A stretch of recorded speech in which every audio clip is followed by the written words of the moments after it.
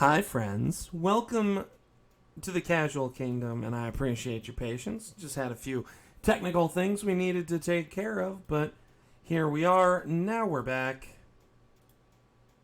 And it's time to say hello. Let's give some welcomes to my players, Inhumane and Lori. Hi guys, how was your week? Hello. My week was glorious. It's about to be more glorious. Thank you for asking. Do we need a refresher about where we were last time?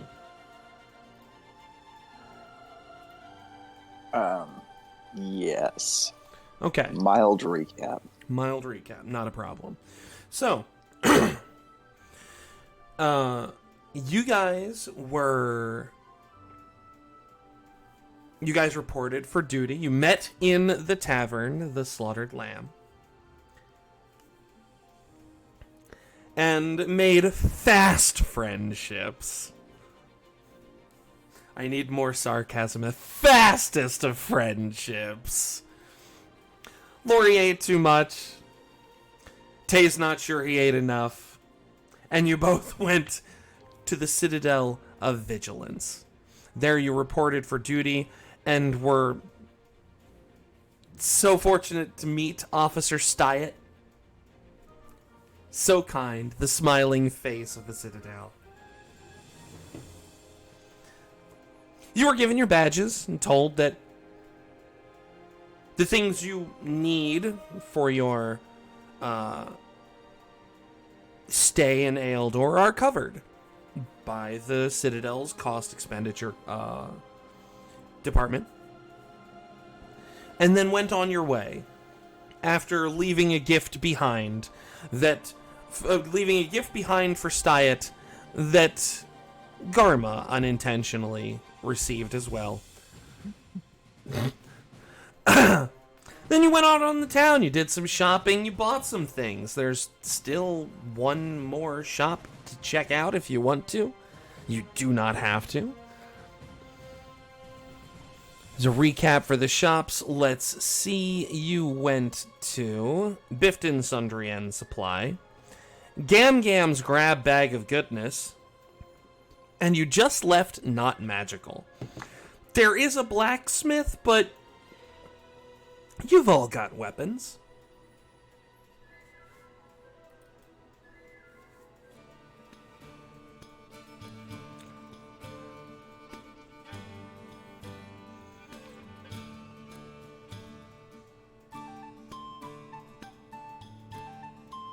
So let's see.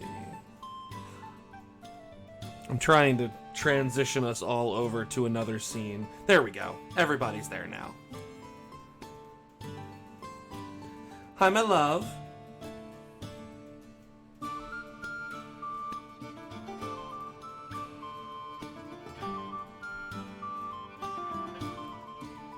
But yeah, so if you guys want to, you can go and check out the last shop in town, which is the Blue Tail Alchemical Cafe.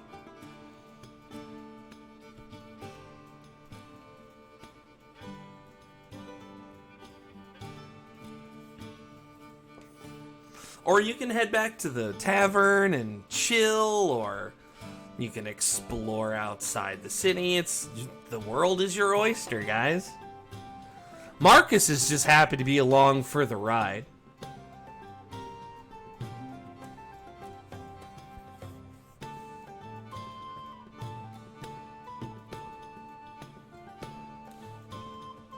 I will leave that decision to Garma. I'll pass on the last shop. All right. So then, so Marcus is like, all right, well, if we're not going shopping, then where do we want to go to just chill until later? Want to just head back to the tavern then? Can Tay drink yet? Will Mother allow it? I would say that it's probably, ignore in-game clocks. It is probably fine. Or rather, I'm saying it is probably of a time that she wouldn't give him that much of a side eye. It's afternoon. Yeah, I'd say it's easily afternoon at this point. So I'm not opposed to a trip to the tavern. Back to where it all began. Back to where it all began.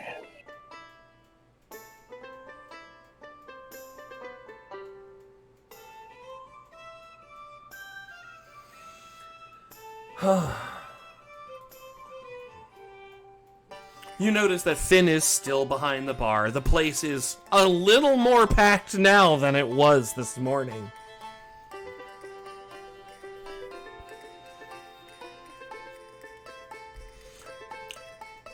And by a little bit more packed, I mean, we are almost at asses to elbows kind of capacity at this point.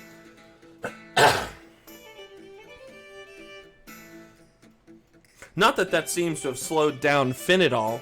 She's just got her cigar in her teeth, shouting across the bar at people.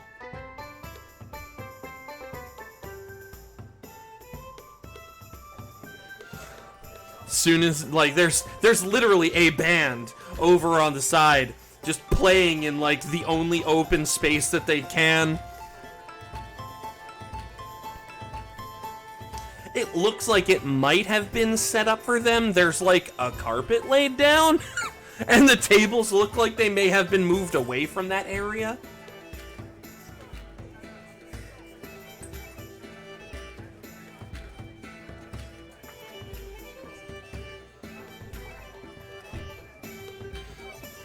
Of course, there are a few spots at the end of the bar that seem to be reserved.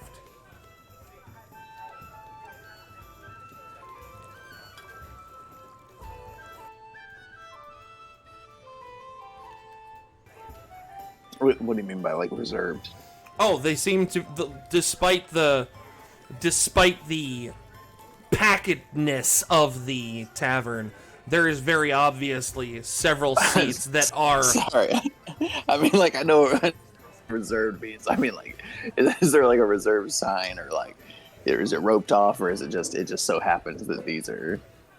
Nobody's sitting here. I mean, it's hard to tell. You can, like, through the crowd, but, like, you can see that there are empty seats at the bar. 3 of them, in fact. I think that is the appropriate place to head toward. Marcus nods. It's like, doesn't look like we're going to be sitting anywhere else anyway.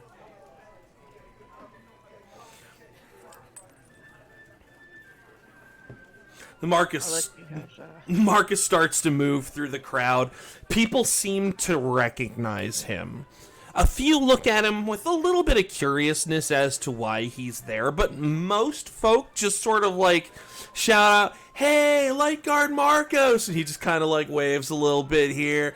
And then like someone else is like, "Thank you for blessing my child last week." And he's just like waves over there. You can tell that he's like happy, but a little embarrassed. As he kind of like cuts through the crowd toward the bar. I don't know how I've managed to hook myself up with people that are just so grotesquely popular. Grotesquely.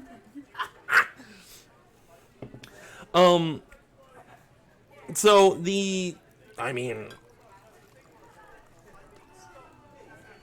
bar itself is obviously packed except for these 3 seats, and you see once you get up to them that there are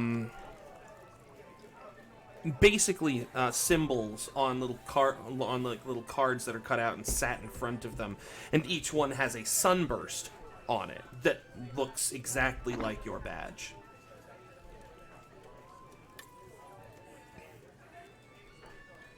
Seems she's laid out the red carpet for us, gentlemen. It's probably for the best view of the bar. If there's any trouble, wouldn't it be better to have us closest to the product? It is around the hook, so there's only one corner to your backs. So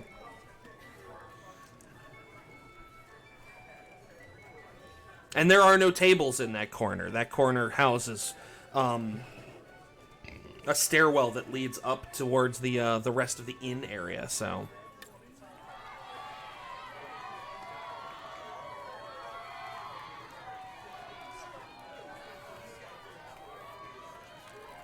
Would anyone like to order a drink? Apparently it is on the NSF. Well, I did partake in a little bit of the blackout stout this morning. I'm hoping there are other options available. That was quite heavy.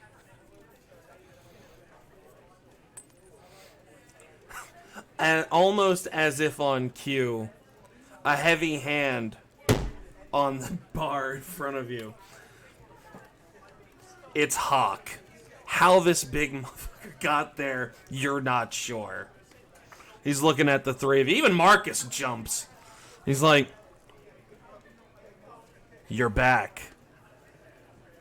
What do you want?" I would like to know how someone of such tremendous stature is so light on their feet. He leans real close to you, looks right in your eyes, glances around a little bit, and rumbles out, I used to do interpretive dance. Well, I was not expecting that response. Any chance you could just tell me, He starts to I- smile. I, I did enjoy your blackout stout earlier today, but I'm curious to see what else you have available.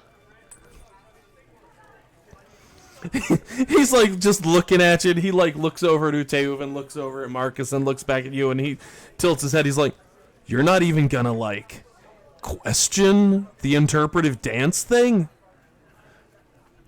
No, frankly, I'd rather not. Unfortunately, it's so crowded. I don't think we'll be getting a demonstration. He leans back and he's like, "Damn, Finn told me that one was funny."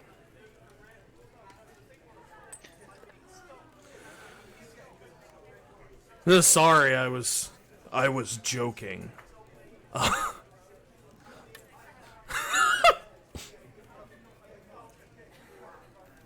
I believed you. It's a big world out there. He just kind of gives Tay a weird look. He's like, "Really? Me? Interpretive dance? No, I was an acrobat."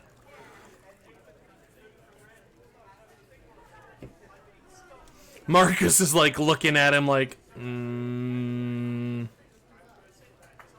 At this point, I have my head in both of my hands, just regretting everything I've done up until this point, and I want this conversation to end in the worst way. Hawk, I like, guess that means it's not a stretch of the imagination. "Hey." Hawk looks over and points one big old talon at you. He's like, "There we go." So you want something that isn't, I'm guessing, Finn's blackout stout, huh? If she wouldn't be too insulted by that request, yes. I'll just make sure that she knows you didn't specifically not request it. I don't even know that I can follow what you just said. At this point, I just really need a drink. Marcus is like, "I'll have one too." And Hawk looks over and is like, "You're drinking today, Lightguard?" "Well, yeah, I mean, I'm not working until later, but, like, you know, when in home, do as the homins do." Hawk shrugs. He's like, "All right. What are you having?" He points at Tay. About that, my scaled friend, could I possibly speak to you in the kitchen away from the other patrons, if that's at all possible? I mean, I have to talk to Finn about that, but, I mean, sure, I guess. Just, like, let me get these two then, and he leans down real low and, like, rests his jaw on the table so that you can't not see his face. And he looks up at you, Garma, and he's like, "So what are you having, kid?" What do you have that's going to burn the throat and the belly on the way down? Ooh. He kind of scratches the right side of the bottom of his jaw against the bar, and you're almost sure that you can see the scales digging into the wood. Well, I've got Pyre Brandy from Northhorn, if you're into, like, semi-magical drinks. Burning. Not so much painful burning as a warming. Hey, we don't Burning. judge around here. He stands straight up. He's like, how about...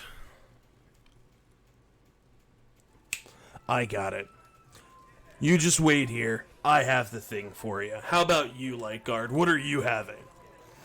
Marcus is like, I'll just have something pale from the area. You know, a local brew.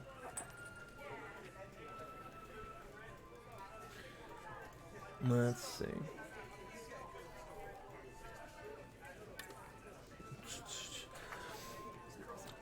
Hawk nods after a moment. He's like, alright, I'll get you something local. He kind of gives Garma a little wink and then turns around and walks over to Finn. Finn is shouting at someone to put the plate down.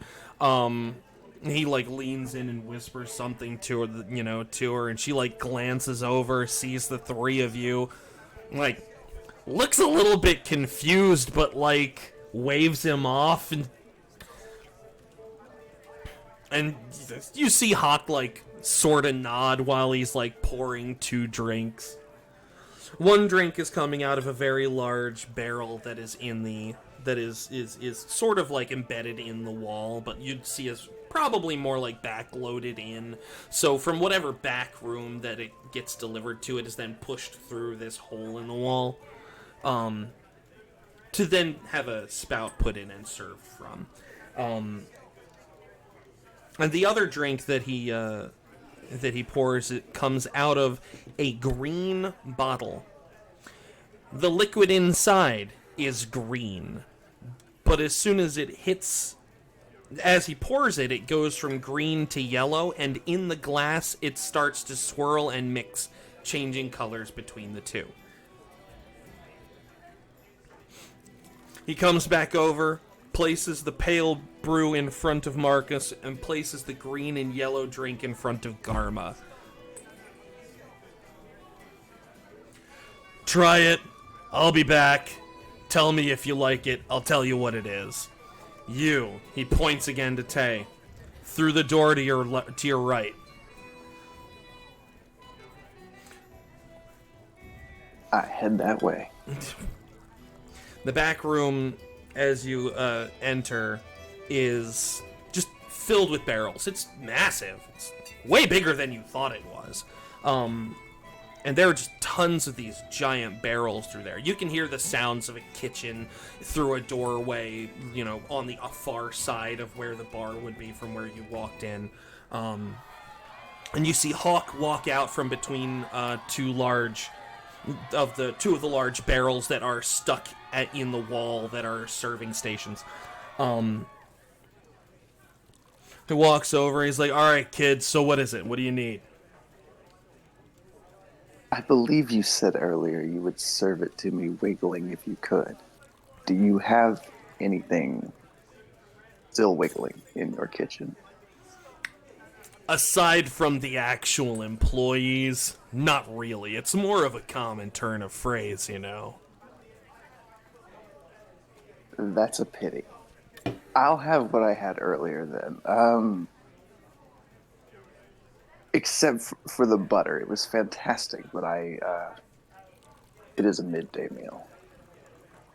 Okay. As raw as you can, dear Hawk. Give me 1 sec. I am...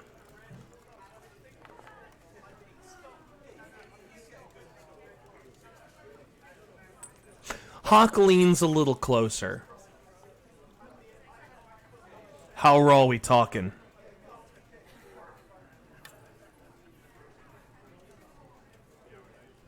Just slaughtered?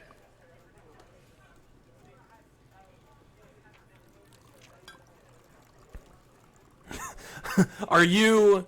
Okay, so... Are you trying to... I'm asking this for the sake of some dice rolls and some possible fun here. Are you trying to say something without saying something? Or are you just, basically asking, for as raw a thing as I can get? Are you hoping for understanding on his part, or are you, trying to ask for something without giving it away?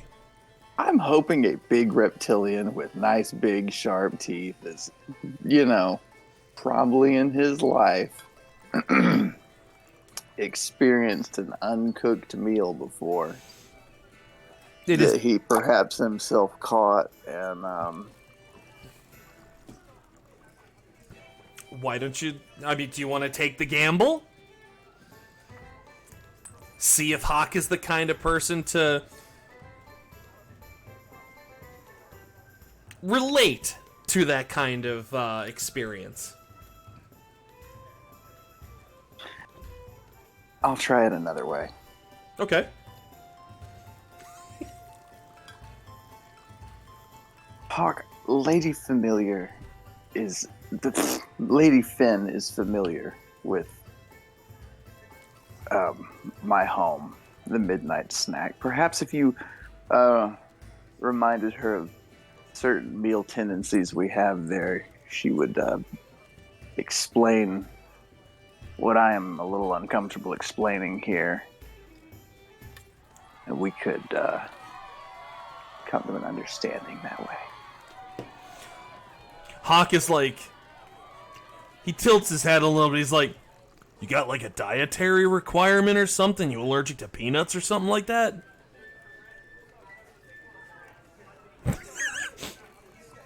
Damn it, man. Can you pour me a large mug of blood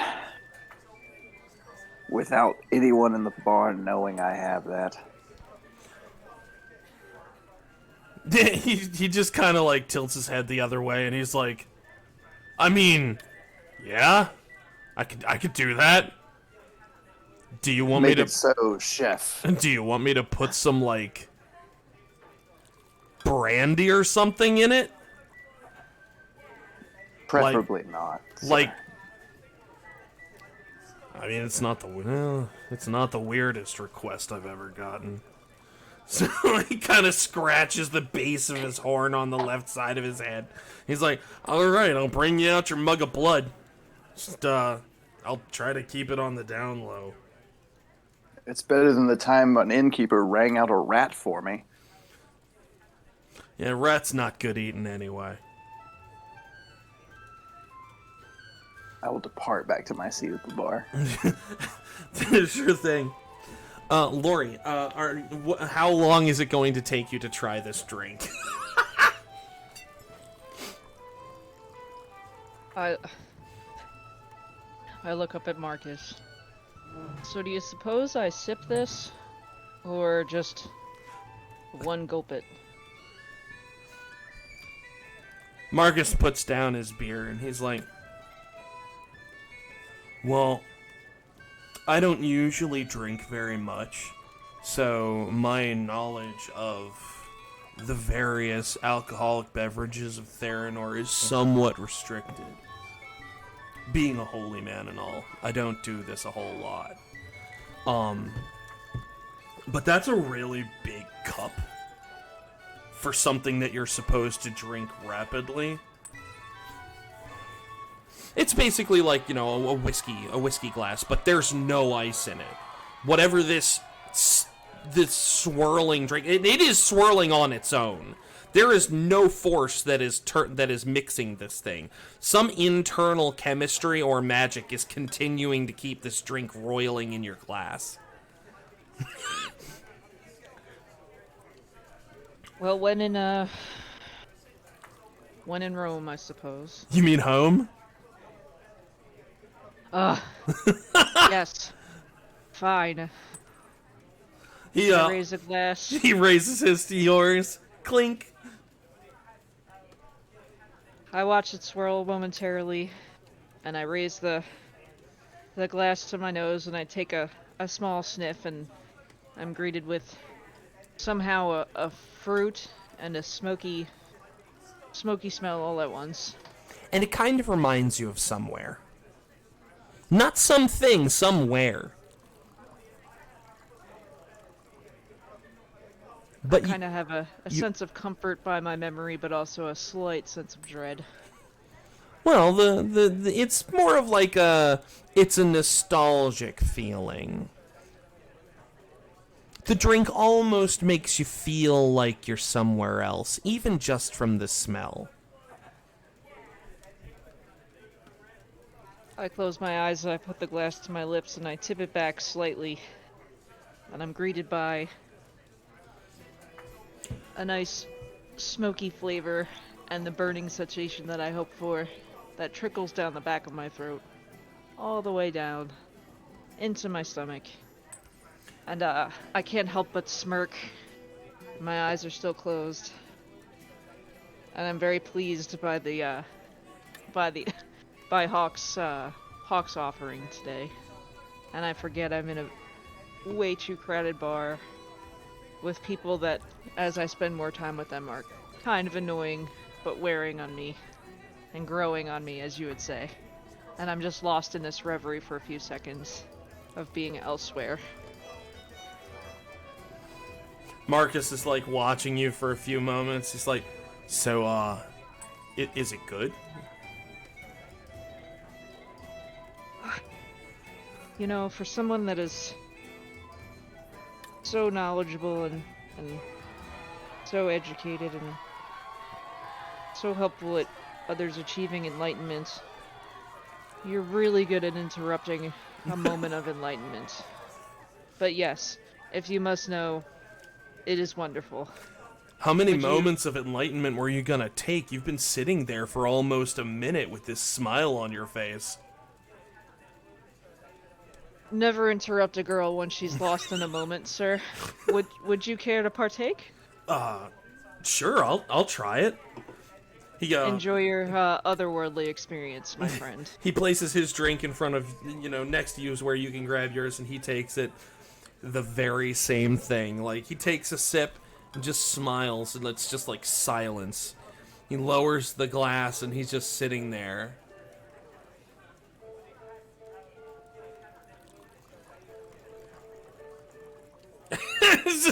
He's just at this point, Tay has come back out.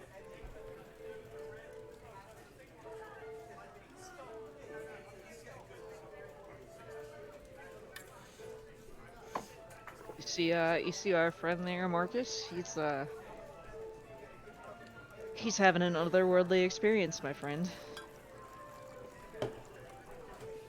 Oh, I am.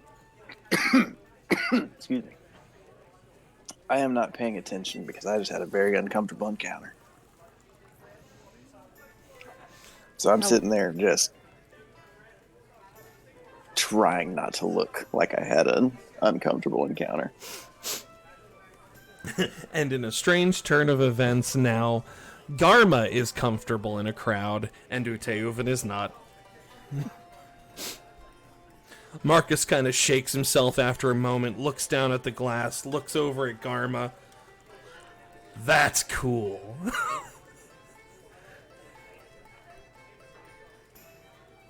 You look like you could use a drink. Would you like a sip of, I guess, what I'd like to call an outer body experience? Oh, that's all right. Mine is on its way. It just might take a few minutes.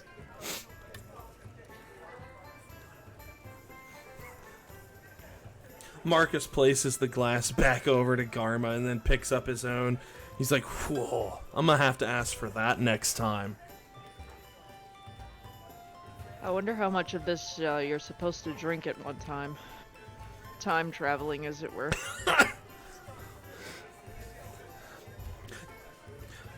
Tay, you see Hawk come out from the back, and he's got a very large wooden mug in his hand, and there's a cloth, like a napkin over the top of it. He glances over, sees that you're back, walks over, sets it down in front of you gently.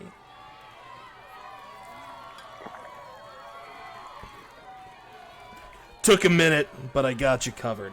And it's not even that cold. I'm suddenly overtaken by a smell that Oh, I can't understand why. Are you why ever? The smell is so. I'm just suddenly drawn to whatever's in the mug. I almost have like a trance-like stare. What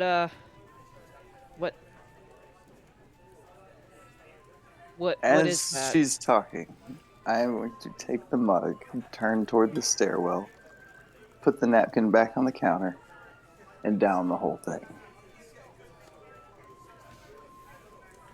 I watch you with this intense stare, almost. Okay. All right. So here we go. We have a contested check here. So, Inhumane, you are trying to keep people from seeing what you're drinking, right? You are trying to prevent Garma from seeing what you are drinking. Is that Sure. correct? Excellent. So let's see. That's going to end up being, I'm going to say, roll a deception check for me, if you can. I'm sorry, me. Lori, I'm going to need you to do a perception check, if you can. Got it. I'm on it.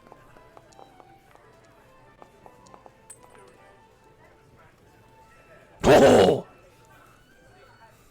So 19 drastically outdoes the 12 on deception. So I finished my drink, turned, put it on the counter.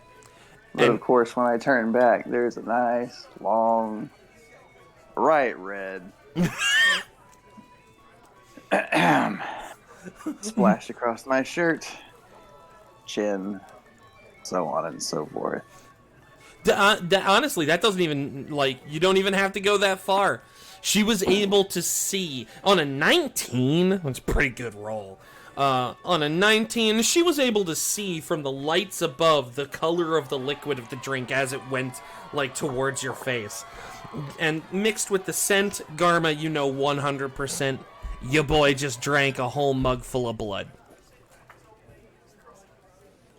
As though,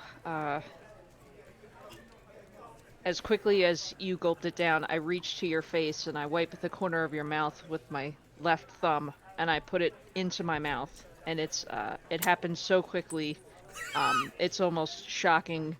I seem to be savoring the blood on the tip of my tongue nearly as much as I just did the drink that you didn't see me drink prior, but Marcus saw me drink it. And I'm somewhere else, completely, for a brief moment. Marcus is just kind of slowly sipping his drink and watching the two of you.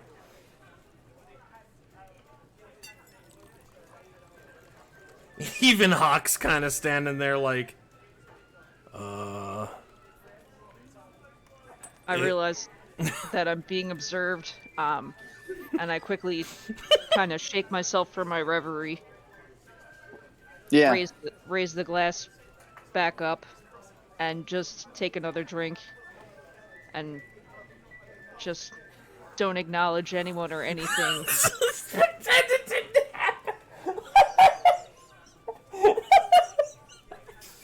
So my eyes are wide. I'm staring at her. So is Marcus's. Shit. And then I turn back toward the bar.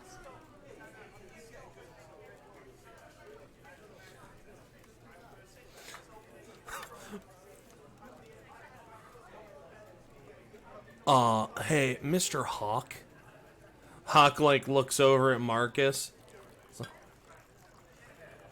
I think we need some more actual alcohol. Cause things are kind of a little awkward right now. Hawk's If you have it. Hawk's yeah. I mean, if you guys wanted to, you could have just said so.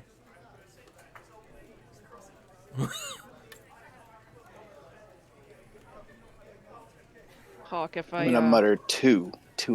I don't even know what that was to begin with. Two. Hawk, if I wanted your opinion on what just took place, I'd ask for it. Now, why don't you just saunter back down the bar and leave us? Hawk places his hand on top of your glass, pushes it down until it's on the bar, sitting on the bar, leans real close and says, "Please don't forget whose place you're in. You might be a guest of the Citadel, but the Citadel doesn't run the Lamb." And he taps his claw On the bar once, on the bar twice, it starts to dig in. On the bar a third time, and his claw is a half-inch into the hardwood.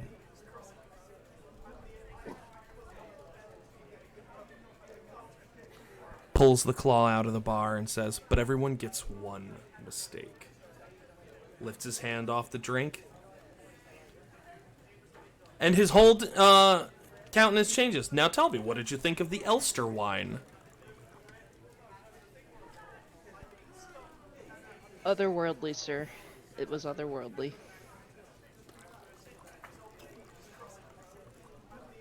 Could I interject, dear Hawk? Sure, why not? Could you perhaps remove my friend's strike from the record? It is my fault. She stuck her vulpine nose perhaps a little too far where it didn't belong, and is a little surprised. Her reaction is that of shock.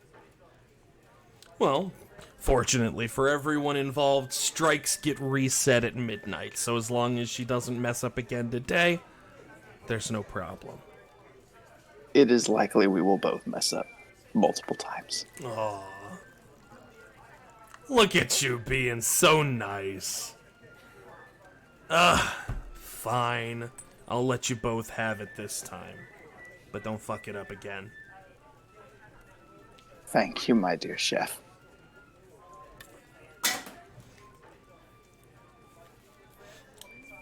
He turns around.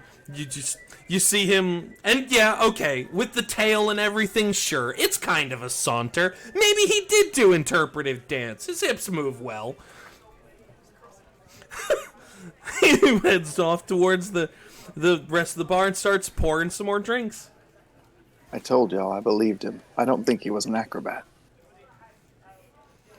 Marcus is still just kind of like leaning a little bit aside and looking at both of you and sipping his beer. You guys cool? Everything will be fine.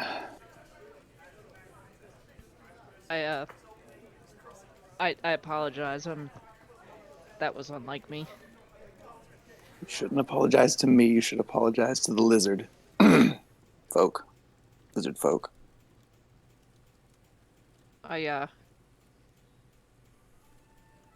I'm not one to apologize after someone has asked for forgiveness on my behalf. I think I'll just let that alone.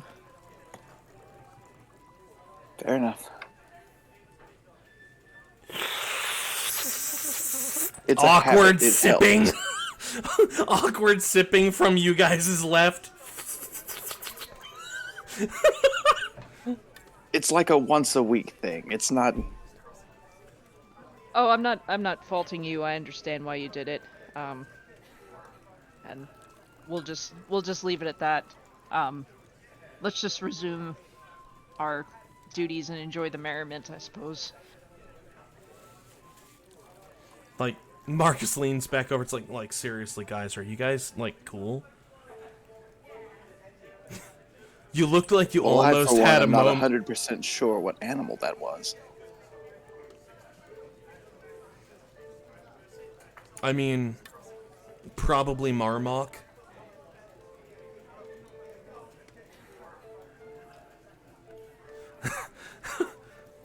And you stay out of it too, then.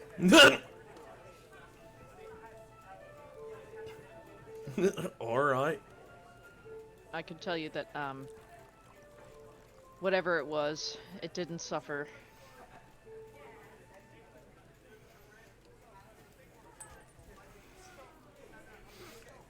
That's a unique and strangely reassuring thing to be able to tell us. Like, I'm glad, but I'm also not sure why you'd be able to know that. She works for a funeral parlor or something like that, right?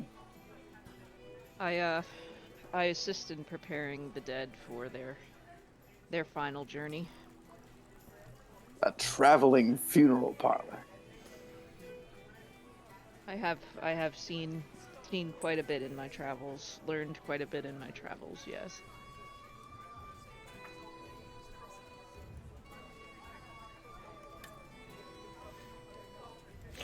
Anyway, gentlemen, what do you think of this band the band over here? I saw a 7-foot tall chicken once. A 7-foot tall chicken, you say? Was it fighting with a rather portly gentleman? No, a traveling wizard was casting enlargement on it and selling tickets to see it. Marcus finishes off his beer, sets the glass down, kind of shrugs like, oh, I respect the hustle.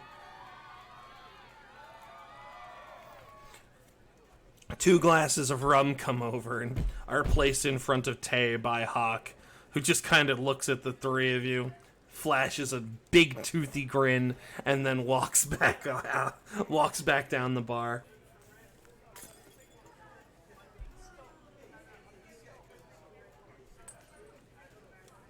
What are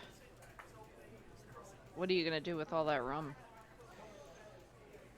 I push one towards Garma and take a sip from mine. I'm going to wash down the taste, dear. I suppose I'll do the same.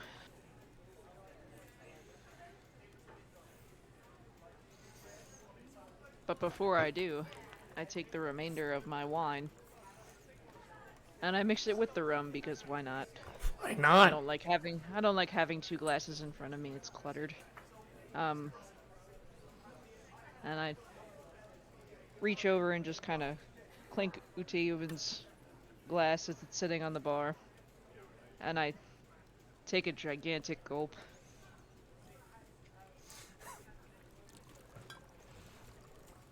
It does indeed wash down the taste.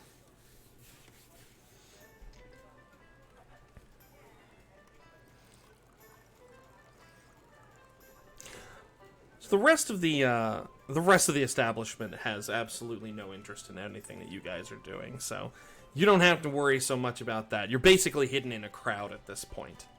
And nothing crazy's going to happen in the bar outside of a few, rowdy individuals, but one person picks up a chair, but before he can do anything with it, Hawk is literally in midair. This is much later. Y'all have been drinking for a bit, but you're sure that was Hawk flying through the air before he tackles this dude to the ground.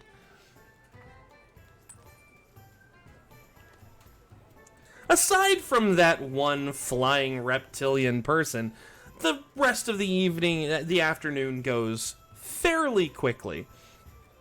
Whether that's because of the magic booze that you guys are drinking or whatnot, who can say? Time flies when you're having fun. Marcus finishes off a drink, his last drink of the evening, sets it down. It's getting close-ish to sundown. And stands up from the bar. It's like, it's been very fun hanging out with you guys. I have to go because I have a thing I have to do here shortly. But after that, I will meet back up with you guys here in the 6th Street Plaza, alright? At this point, I am pink-cheeked and feeding bread to the fell slime. Very well, Marcus. We will see you on the morrow. On the morrow? No, dude, later tonight. My God, what time is it? It's like 4? Should look at a window more often. Well, I mean, if you do look out the window, you can see that, the dusk is fast approaching.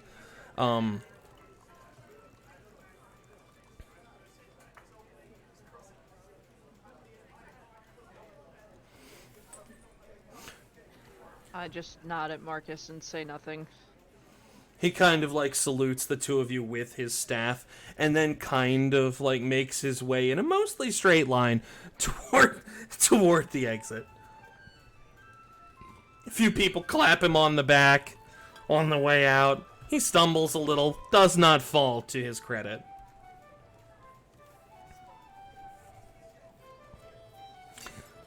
Seems our friend had a little fun this afternoon. I wonder if we made the mistake in not standing up at all during our time here.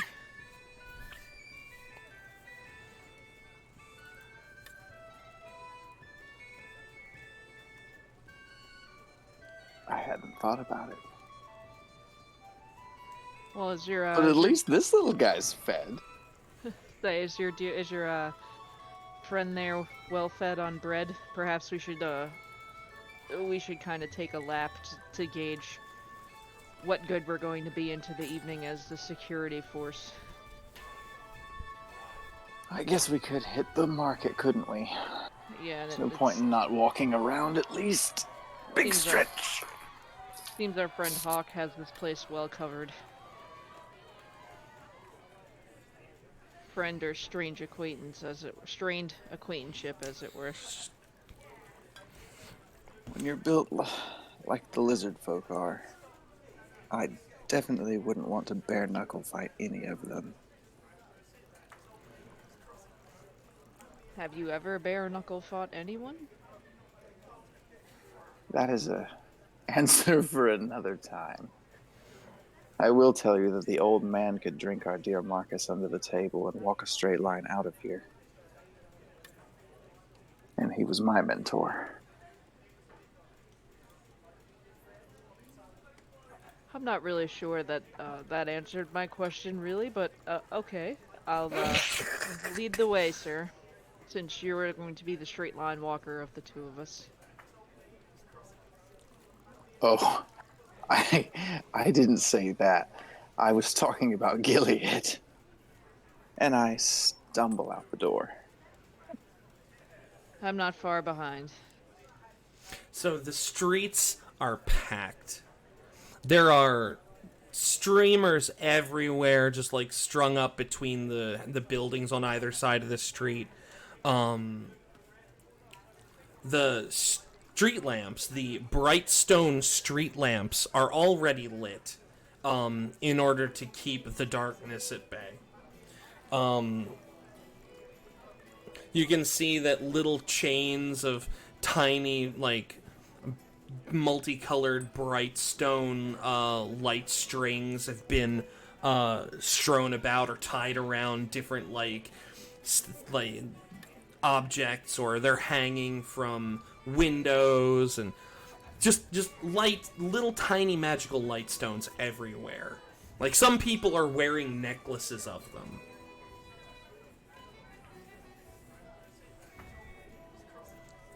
There's music just coming from everywhere, like various different like speakeasies from up and down all over the place all have some kind of music coming. There are people playing music on street corners, and here in the 6th Street Plaza, at the center of the plaza is a massive fountain, right?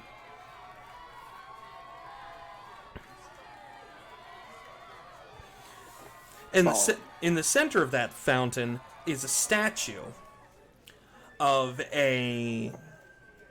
of an adventurer, obviously an adventurer, a cat-featured adventurer.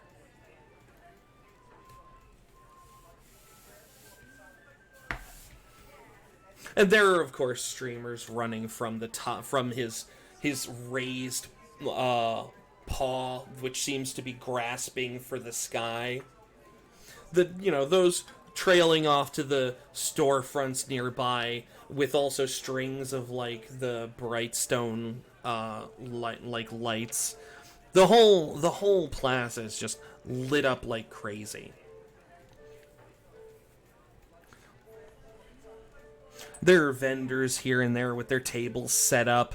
Some people are selling food stuff and cooking it there. It's a festival.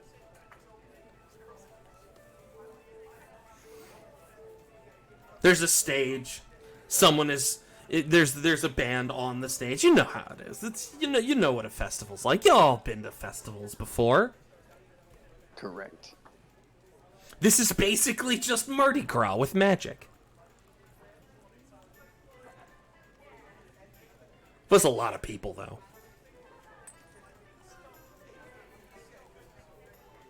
Okay, so with this much magic flying around, the slime is definitely just straight up glued to the glass. Oh yeah.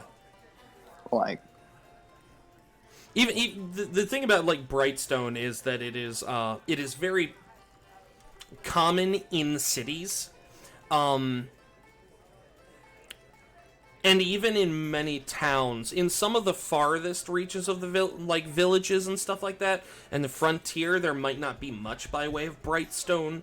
But Brightstone is a newer kind of like magical invention, and is taking all of the hub areas of a civilization by storm, because it is an infinite light source that is self-powered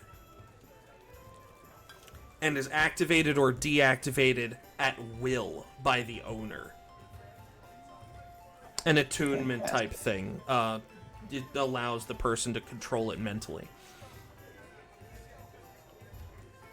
Well, Uteuven, forgive me.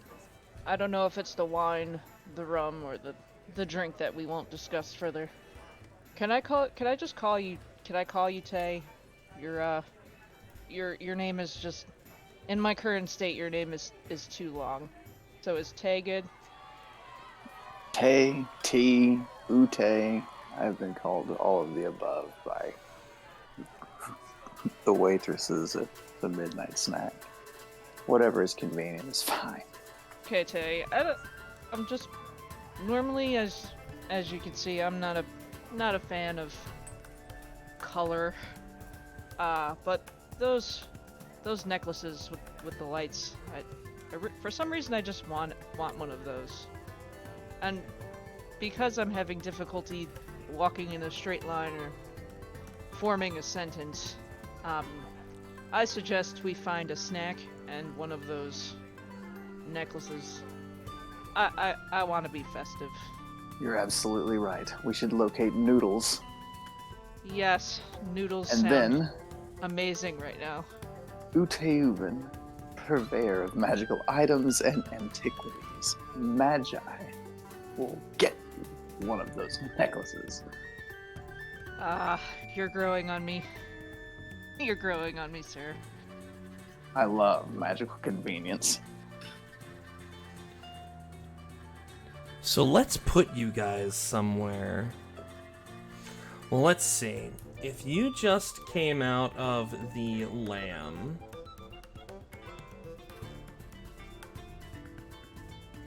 then that would put you both... Give me just a sec. I just have to cross-reference with my maps. I have maps.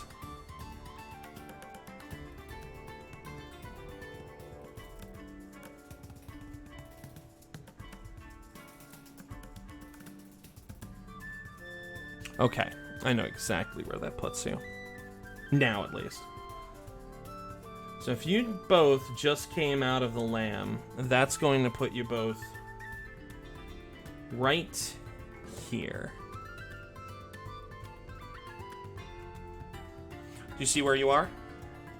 Yes. Okay. Indeed.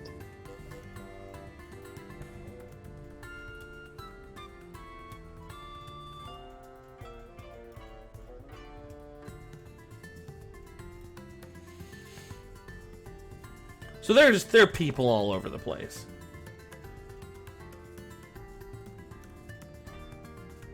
Okay, lead me to the noodles.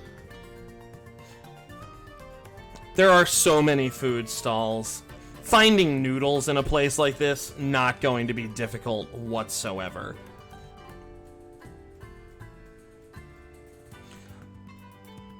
Okay. I've had a few rums, right? Time has passed. Correct? We've established this. At this point... Yeah, it's just about dusk. Alright. Noodles! I'm looking for noodles! Who's got them? Who's got them at their best? This I like large what we did, Vitsock walking past you just kind of stops, looks, and says, Noodles? The comedian? Shit, man, the food. Oh. He kind of leans, and as he leans, he's leaning towards you, his elbow kind of bumps into your chest, but he points, like, north, and he's like, about 3 stalls up, there's some seafood noodle type deals that you can get.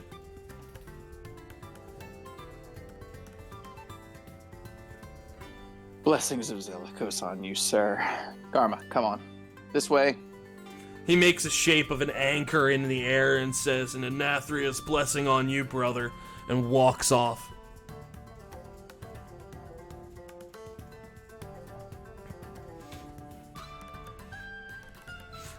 So, The big lizard folks said 3 stalls up. That's where we're going. not Excellent. lizard folk, Vitsock. Vitsock. Oops. It's okay. It's alright. I hear a V and I'm like, it's a lizard species. You're right, yeah, the Viashino did the same thing to me. Can't help it. Can't help it. Can't. No, I I'm not a understand. D&D racist, I swear.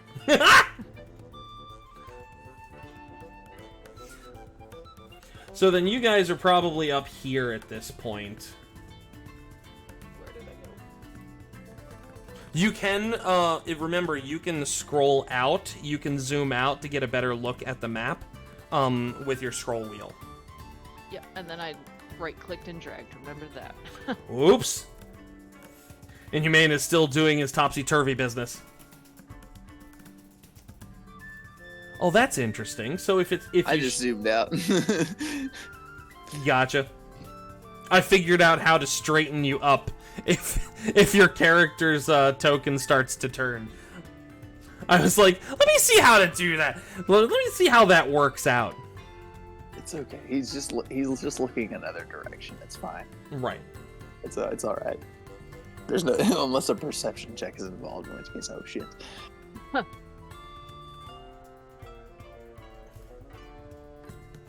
Actually, let me do this. There we go. That's a little bit better. So those are line of sight. There's a lot going on, you know?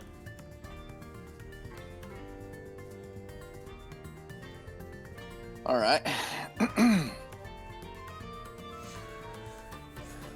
So as dusk approaches, you hear cheering starting to come from like the northeast sector of the plaza, and you see a group of individuals wearing flowing green and blue and white robes. They're all carrying staves, and there's a procession that is obviously on approach.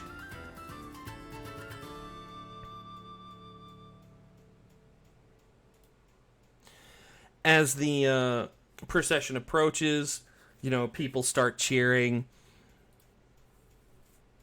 Let's see. I'm looking for the right... I picked up a whole bunch of new music over the week, and I haven't had a chance to really look it through, so give me a moment while I try to find something that is going to be appropriate. But you see this procession, and, like, even the most cursory glance, you can see that there is the sword and shield beset by clouds. These are worshippers of Zelikos. Probably a procession from the First Church of the Sky's Benediction.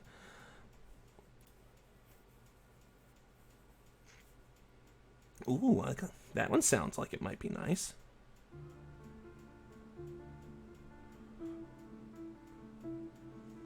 Okay, we'll go with this. Why not? And at the center of the procession, you actually see Marcos. And he is waving and smiling. He still looks a little bit rosy-cheeked, but he looks like he's managed to somehow sober up a little bit. Actually, this feels a little bit somber, doesn't it? Does this music feel somber to you guys? I have to turn down a lot of the sound so I can keep an eye on what's going on in my own house, unfortunately. No, that's fine. I say I don't hear anything right at the moment. Dang it, what is going on with this music?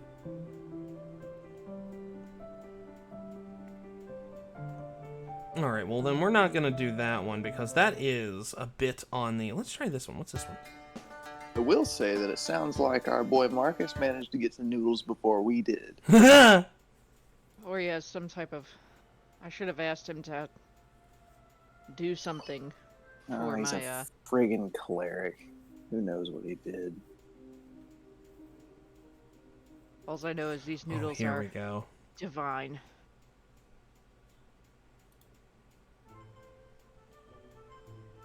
The lizard folk was right. Vitsock, I say. Vitsock. That's totally fine. So... Just as... a large species to know where the noodles are at, though. Right. Like, come on. Yeah, I mean, you know, they like to eat, so... Have to eat. They have to eat. So, Marcus and this procession head toward the stage. The band that's playing music on the stage make way for him, and people cheer when he takes the stage.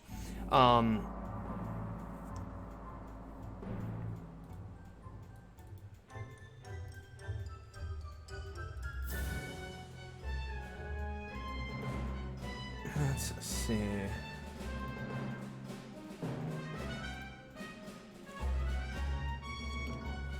So I guess this is the thing that he had to rush off and do. It seems that way. Didn't realize we were on a security team with a bona fide celebrity.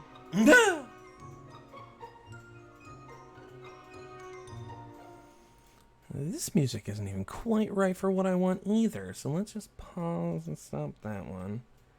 He's not as popular as Old Man Tootle. Where There we is go. old This- man? I have absolutely no idea at this point. He travels. And rather quickly. Test something. You could say he's spry.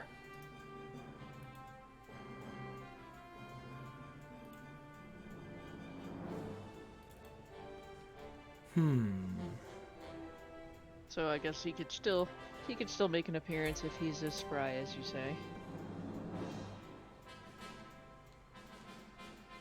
When he trained me, he used to warn me that his eyes are everywhere, and that I need to keep my eyes up when training.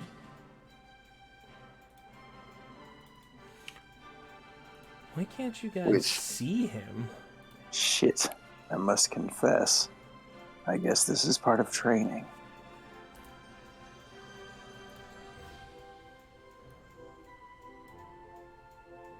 Okay, so we're gonna do that. We're Hopefully gonna he's not do too disappointed by our that. decisions in the tavern. Okay, there we go. earlier. So the crowd starts to die down as Marcus raises his hand and his staff, and you know the music lowers, and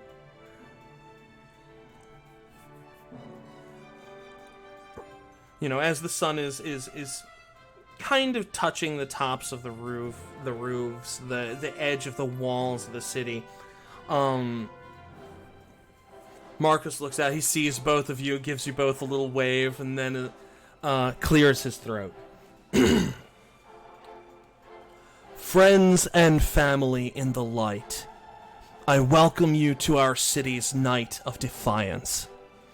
As most of you know, 500 years ago, back at the dawn of the Age of Heroes, a great evil threatened our world. The craven dark, jealous of the gift of life bestowed upon us by the light, sought to consume the realm and plunge the universe into eternal chaos. Its foul spawn spilled out of the black of the night sky, descending on our world with hunger and hate and jealous rage. Nods and murmurs cross through the crowd. Marcus's voice is echoing through the streets, projected by soundstones, which you can see that there is a tiny, like, brooch that was not there earlier that is pinned near his, like, on his chest, like, basically to his lapel. You see more than a few smug smiles rise up as Marcus's smile widens. But we, the children of the light and of the gods, would not be consumed by hatred.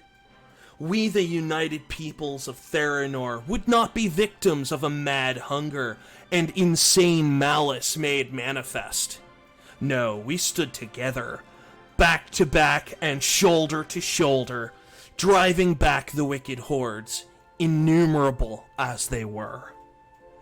Cheers start to go up and Marcus turns, pointing through the crowd.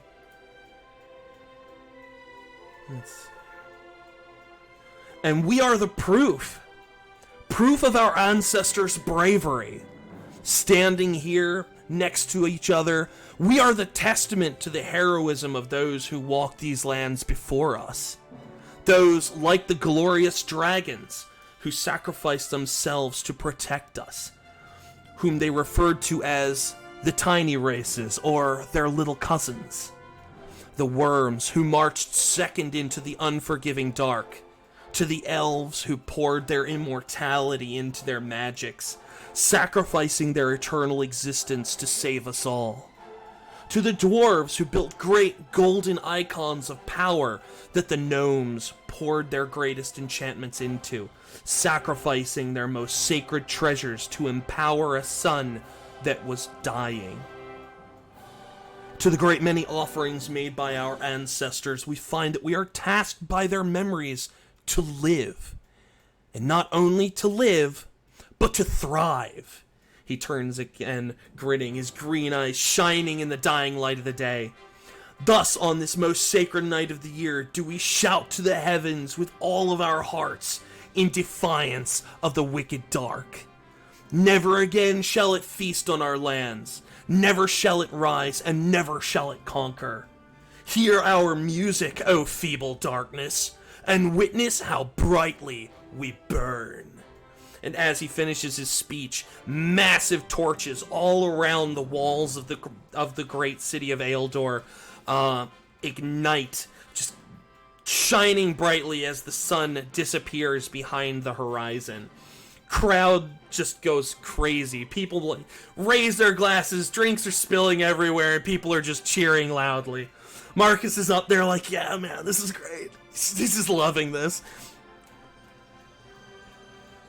So people are like clapping each other on the back. Someone grabs you, Teuv, and it just gives you a huge hug, and then is gone instantaneously.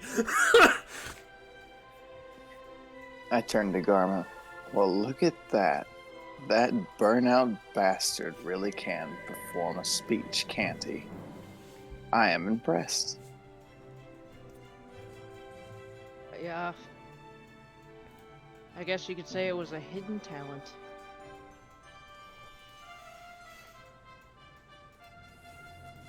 Marcus is trying to get down off of the stage, but people keep stopping him to shake his hand, and he keeps making the shape of a shield in front of them, like, holding, grabbing and like squeezing someone's shoulder. It's like, yeah, cool, awesome, great, whatever, thanks, appreciate it, all that stuff. He is making about a foot's worth of progress at a time.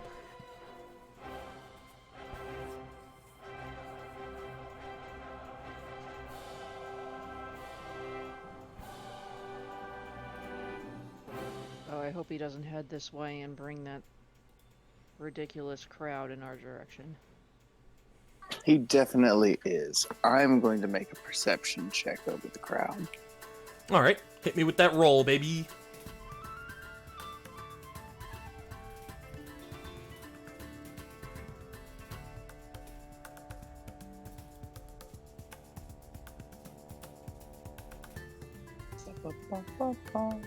My bad.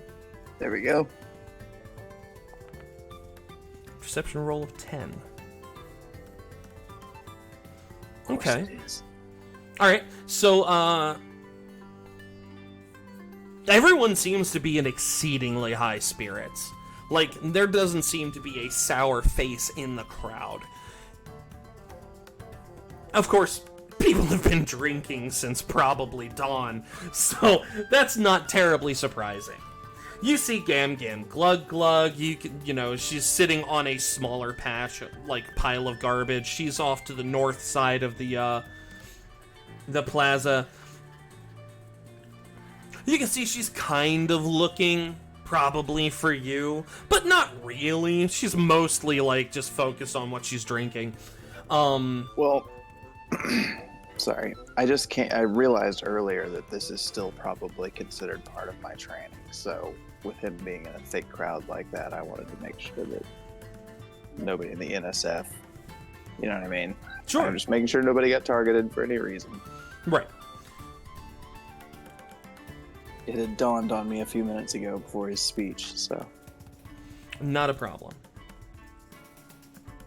He is slowly making his way. I better quickly finish my noodles because I'm sure as this crowd gets here, I won't even be able to raise my elbows to my face. Mine are gone. Marcus is actually not going towards you. He is instead headed south further. I think he noticed that you guys were trying to eat, and being aware of the crowd that he is attracting, he is drawing them away from you. This has literally, as he moves away, the crowd around you, thins out a bit. So you do have a little more room. Oh, thanks, Zelikos. Do you think we should just kind of follow at a distance?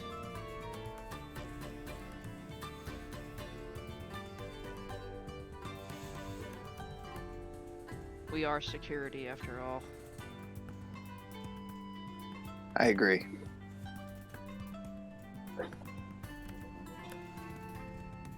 Marcus seems to have taken up a spot at the by the fountain to, he's seated on the edge of it, just talking to people as they come up to him. It's almost like he anticipated this.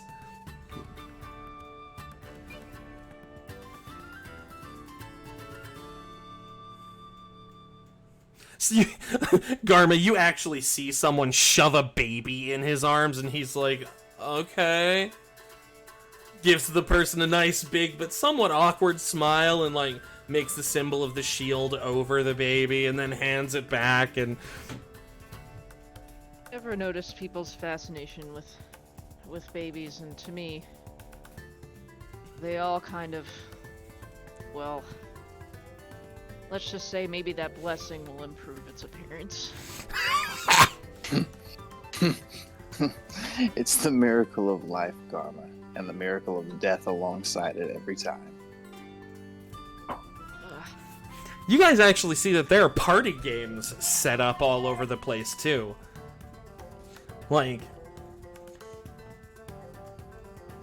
Okay, out of character, do they have anything similar to bags? So what is bags colloquially to you? Explain the name to me. Are you talking cornhole? Thank you. Okay, so I thought that was a South thing only. Yes, cornhole. Hell yeah. 'Cause they have something that is similar. You see you see a setup to the south. There is a very large basket, and about 30 feet away from that basket, someone is standing backwards with a sack of grain, and they are throwing the sack over their head backwards to try and get it into the basket. Okay, my boy, how heavy of a bag are we talking here? It's a pretty hefty bag. Okay, never mind. It's a sack of grain. Yeah, but see, I'm relying on that dex, out of character still. I'm relying on that dex bonus, not the strength bonus. So that's not the game for me. Why don't you go over and talk to the guy? See what's up. Each of these games, there's a hawker by the game. You can see that they're actually officers from the Citadel of Vigilance that are running these games. Okay, all right. I'm gonna walk over to him. Okay. Said Hawker. sir, this game looks absolutely fun. But have you ever considered one perhaps for children, or for maybe the smaller races that cannot heft such a bag, or maybe even the more dexterous duelists?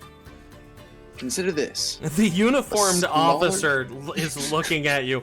He's this half orc. He's got a he's big. Obviously, he's a half orc. He's got like a brown basically a shaggy black beard. Actually, I can show you. Did that show up for you guys, or are you not getting a picture? You're not getting a picture, are you?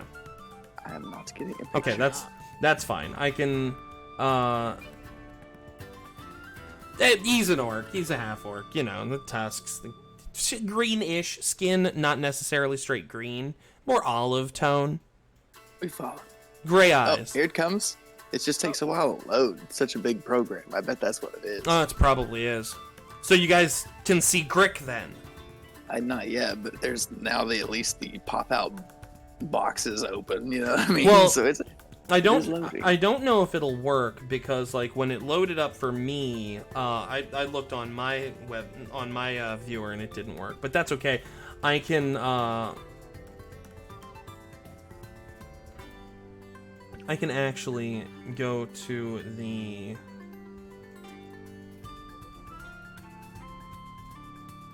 Let me see if I can't actually like. Control C. Go over here. Maybe I can post it in the actual chat.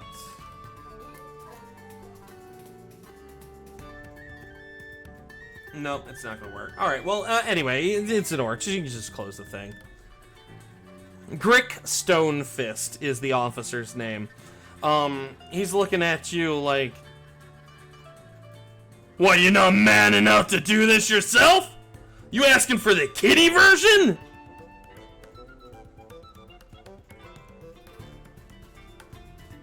Gosh, I didn't have a headache until about 2 seconds ago. Why is this man just yelling? Yelling. Why? It's a game. absolutely not, my good man. It is a festival. I figure a smaller version would benefit the children. Smaller version would benefit the children. But for adults like us, we pay to play. The money goes to the children's, fund, basically, you know. Keep the orphanages stocked and fed, so... Well, I wish I had noticed a sign. I'm not really... It's been a day for me. Crick looks over his shoulders like, crap, I did it again. Reaches up and pulls the cloak that's hanging on something off, and there is the sign. The game is called Trebuchet.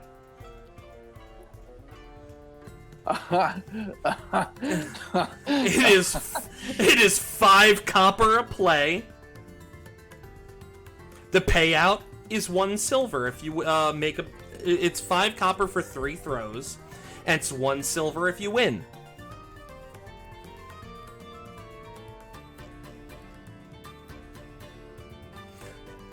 So it's not expensive to play. The prize is okay, but I mean, it's for charity. Grick, I will lose this game many times, assure you this. But hear me out. If you let children play, the smaller version, you know, next time the festival is around, let them play for free, and every time they lose, donations are doubled. From this game. Ah? I can't let an idea go. He like scratches his forehead and he's like, You think I charge the kids to play this? No, you're misunderstanding. They play their game for free. I do. And I let them go from like over there, and he points to like this foot etched line in the accumulated dirt of the thing. It's like maybe 5 feet away. It's still a big fucking sack, though. A big, massive sack of grain. It's like, you imagine a small child would literally just fall over under the weight of this sack of grain. Grick, for the children, I will donate 1 gold, and whether I win or lose, I'd like to play this game. A gold? 1 gold. He looks a little bit nervous for a moment. He's like, "You're sure?" Absolutely. Of course, it probably will be the only game I can afford. Jen's like, hashtag big spender. He's like, "Well, I mean, there are other games if you're not sure about this one." He's like scratching his arm a little bit, like, nervously. Like, he knows he's a big guy, but like, he's like, you don't have to spend all your money here. I mean, the kids would be grateful. He's not a salesman. He's not a salesman. This man has a charisma score of 7. Like, I'm just gonna place the gold piece into his palm. Okay. Thanks. Throw the Okay, he turns. Sorry, He turns and puts the piece of gold into a pot, which is, you know, over there, and with another guard standing next to it. Then leans down, picks up the bag of grain, and hefts it at you. Give me a Constitution check. How does one do that? So what you're gonna do? This is basically a fortitude check, sir. So you're going to roll a fortitude for me. You got a +5 on it. You should be okay. It should be, yeah. 13, yeah, sure. That's solid. If it was I had it set in my mind as DC 12 to get knocked over by the grain, but you made it. It's a heavy sack, but you handled it. You handled it.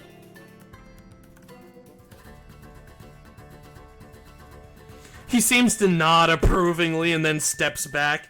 He points at the line. He's like, "All right, just stand there and turn around and you know, do the thing."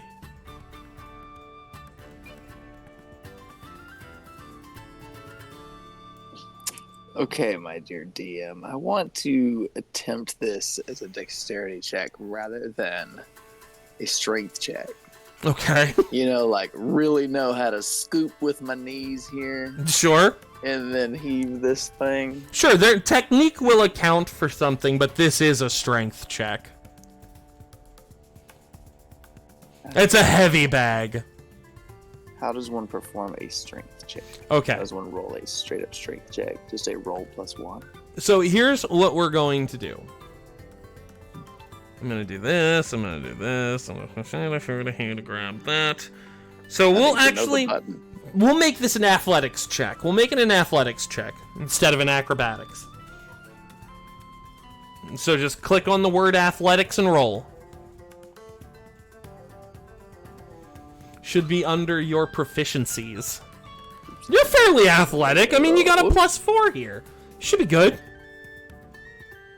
There we go. You should do. Ha! Okay. The first one. The children. You managed to get some height, baby, but it only drops about 5 feet away from behind you. Grick's like, This is when I good, mutter, I should have played from the kitty line. good try, good try. 2 more throws, 2 more throws. Oh, we get 3? I perk up. Oh yeah, you get it's three per play, so Good lord, let's get. you got I'm this. on athletics. 13, not terrible. Not terrible at all. The bag soars. It's got the rain. It's got the angle. It falls 1 foot in front of the basket. Yep. Grick's like, hey, and some people like throw up their hands and like there's some cheering around. Grick's like claps, yeah, all right, you almost got this. Come on, third time's the charm. I'm gonna rub some sand in my hands here. Get this on third try's a charm. And you let go of that bag, and you know you don't even have to look. You don't even have to look. You already figured out the angle for that. You brush your hands as you hear the crowd go wild around you. Grick's like, yeah! Like, he jumps and pumps his fist in there. He is very excited about this. Grick is all about strength, like displays of strength. He walks over, claps you hard on the back. Give me another fortitude save, please. Oh god. DC 15, so roll 15 or higher. He is very into this. You Dang did it, not. Boom! You are on your face. He's like, yeah, oh, sorry. Kneels down and helps you up. Sorry about that. Starts like brushing you off just a little too rough. Not really a dexterous guy. He's brushing off the dirt and the sand. He's like, hey, but that was a really great throw. I'm a little pink-faced at this point. Again. I wander back to where Garma is at. I knew I had that on the third one. That looked, well, you know what? That was entertaining, if nothing else. It's for the kids. It's for the kids. Indeed. Grick is like, let's hear it for our champion, yeah! People all around are throwing up another like round of applause. Someone pushes a drink into your hand. I mutter shit, and I down said drink. Remove my hat with a flourish, deep bow. Another cheer!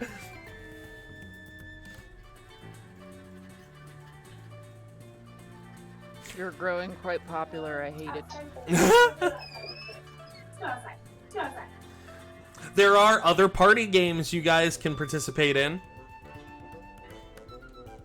Garma, give me a perception check. I was about to ask if I could.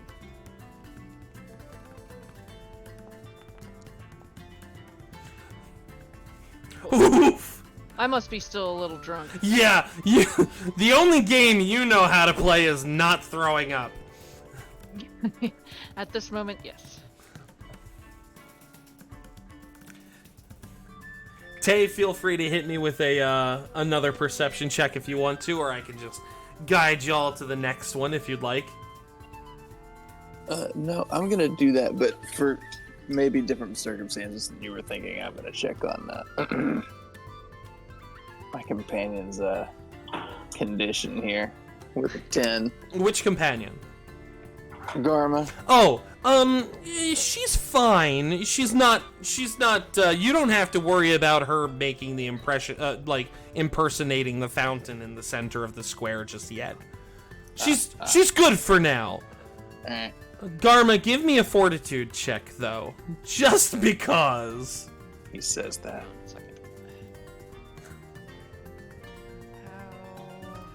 Fortitude, there it is. Alright. How do I know you just explained So that. you're gonna click on the dice, and, like, if you mouse over the dice, it'll start to roll. Just click on it and roll.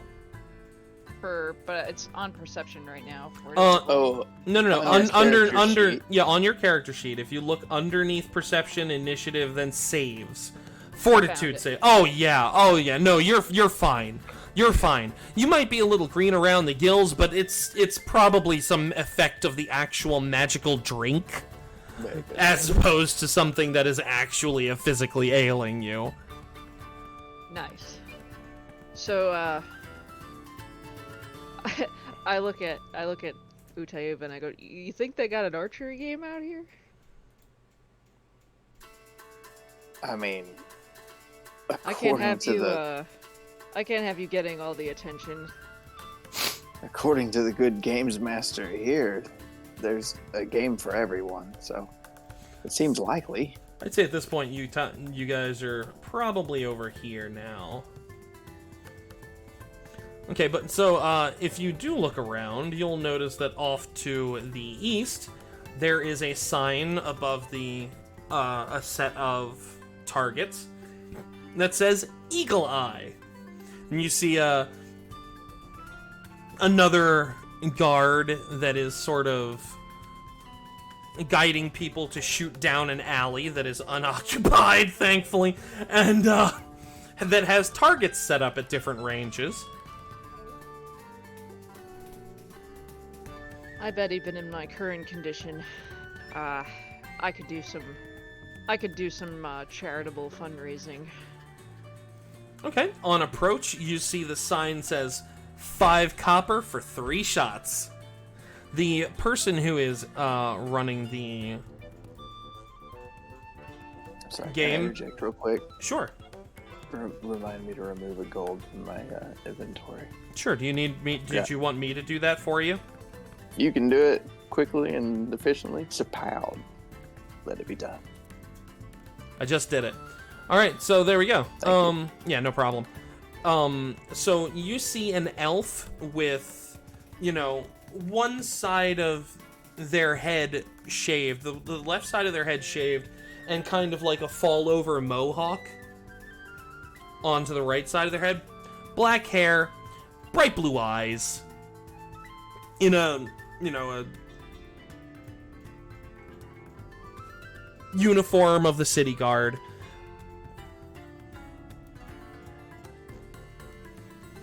He's got, like, what is it? A very basic wooden bow in his hand, and is, like, waving to people, trying to get them to come and play. There's one person, some old codger, that's kind of, like, holding the bow, like, all shaky, and, like, he manages to get the bow up, and Kalen sort of turns and helps him, but, like, the arrow falls off of his hand, and then he lets go of the whole bow, and, it falls, and Kalen's just got his hand on his face. If I were to play the game, can I use my own bow, or do I need to use that? He looks up as he picks up the bow from the ground. He's like, "Oh, it has to be the bow here. Sorry about that." Is it also for the kids? There is a kid version. Oh, no, I meant the price to pay. The other game I played was donating to the children. Oh yeah, all of the proceeds from these games that we are hosting over the next few days, the collective money that we make from them all goes into the childhood support fund that the Citadel of Vigilance runs. In conjunction with Lawmeister Hoon's tax collective, who matches all of our donations 200% actually.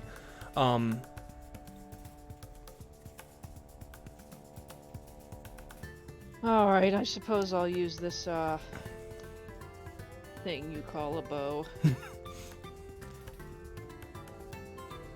So that's I have faith in you. You wear all black. Everyone I've ever met that wears all black is good with a bow. I don't know why that is. He hands the bow to you and a very basic arrow. You can tell that despite it being basic, it is well made. It's not going to break. The arrow is straight. Like, it was obviously crafted by someone who knows what they are doing. Can I roll perception on it just to see if there's anything I need to do to, like, adjust what I would normally do with the bow I'm familiar with? Sure, yeah, you can roll perception on whatever you want. Okay, I'm gonna roll perception on this thing. That is an amazing roll. If there were anything that you needed to adjust on this, you would have been able to tell right away. But no, the string is soundly bound to the bow. It is a weathered bow. It has seen this probably isn't its first festival to be used at. So it's a little rough, but it's doable. It is weathered, but still in good condition. It is well maintained. It's oiled. It might not be your bow, Garma, but that looks to be a good bow. Yeah, this is a bow that if you needed to hunt and kill something with it, Like, you could. String ain't gonna snap on you, that sort of thing. Alright. It's not exceptional in any way, but... Kalen, Kalen, places his hand over yours real fast. He's like, 5 copper? Okay. Please remove your hand from my hand. He does And so. Here is your copper, sir. Do you want me to adjust the copper on your, sheet? If you could, please. I can indeed. Thank you. Certainly. You are good. He steps back, he motions down the alleyway, and you see 3 targets. One that is 30 feet away from you, one that is 60 feet away from you, and one all the way at the end that is 90 feet away. Well, in my current state, I feel like I'm invincible. I've got a belly full of seafood noodles, some kind of mystery drink rolling around in there. And some rum. Rum, and I don't want to be shown up by Tay and his glory, so I'm gonna go for the target that is furthest away. Okay. So then what I need for you to do for me...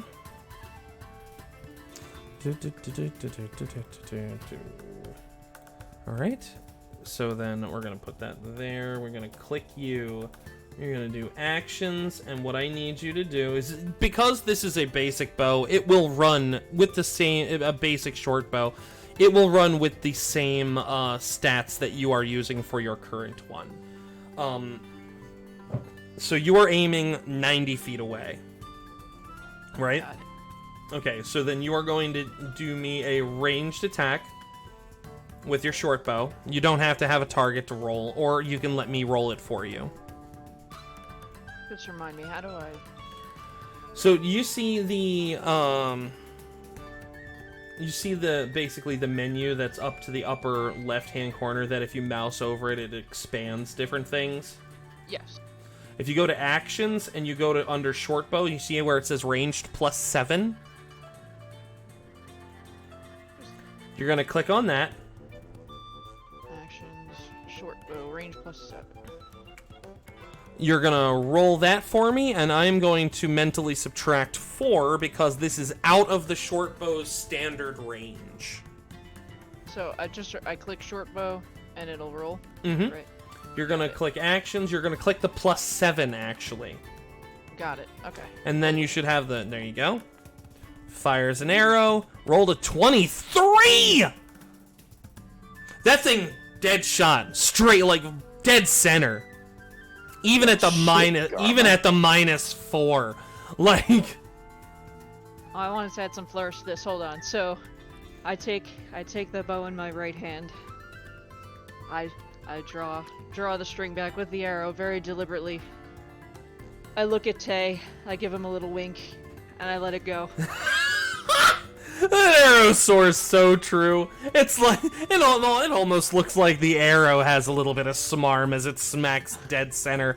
Kalen, the guard that was like handed you the bow, was like leaning and looking, like just wide-eyed, blinks twice, then turns and looks at you. It's like, are you cheating me? Sir, this is for the children, is it not? Yeah. I mean, I guess you get the grand prize though if you want it. What is the grand prize, sir? 5 gold.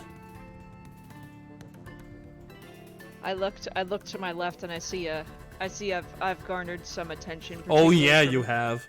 particularly from a small girl. She catches my eye, and I take the 5 gold and I give it to her.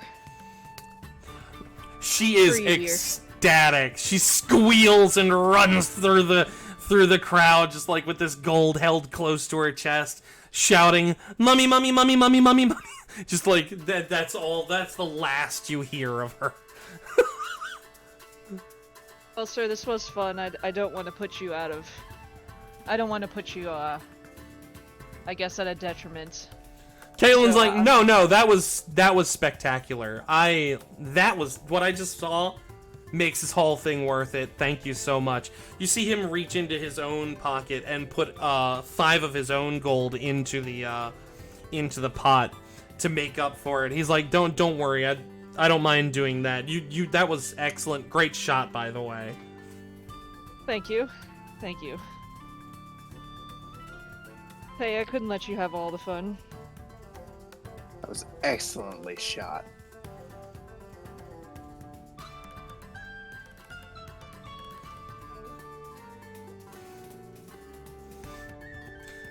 To the north of you guys, you hear someone basically shouting beratements at the crowd. Oh, I suppose our fun is ending. We're gonna have to go investigate whatever that is. Right, you are. So there is Did I say well shot? My gosh. Zelikos be praised. So there's a little bit of a crowd, and you hear some groans go up every once in a while, and then a cheer. Everyone like occasionally, you hear somebody. You hug your mother with that arm. Come on, look at me. You can't punch me. This is the next best thing. As you make your way through the crowd, you see this elf in a swimming outfit, a one-piece swimming outfit, sitting on a platform above a very large tank of water. And you see someone throwing you see this Umber throwing a ball at a target, and he misses, and the elf the elf on the platform blows raspberries at him. Ah, come on. Come back when you're the size of a Vitsock. Maybe you'll be able to throw the ball at it hard enough. I think this gentleman needs to get wet. What do you think?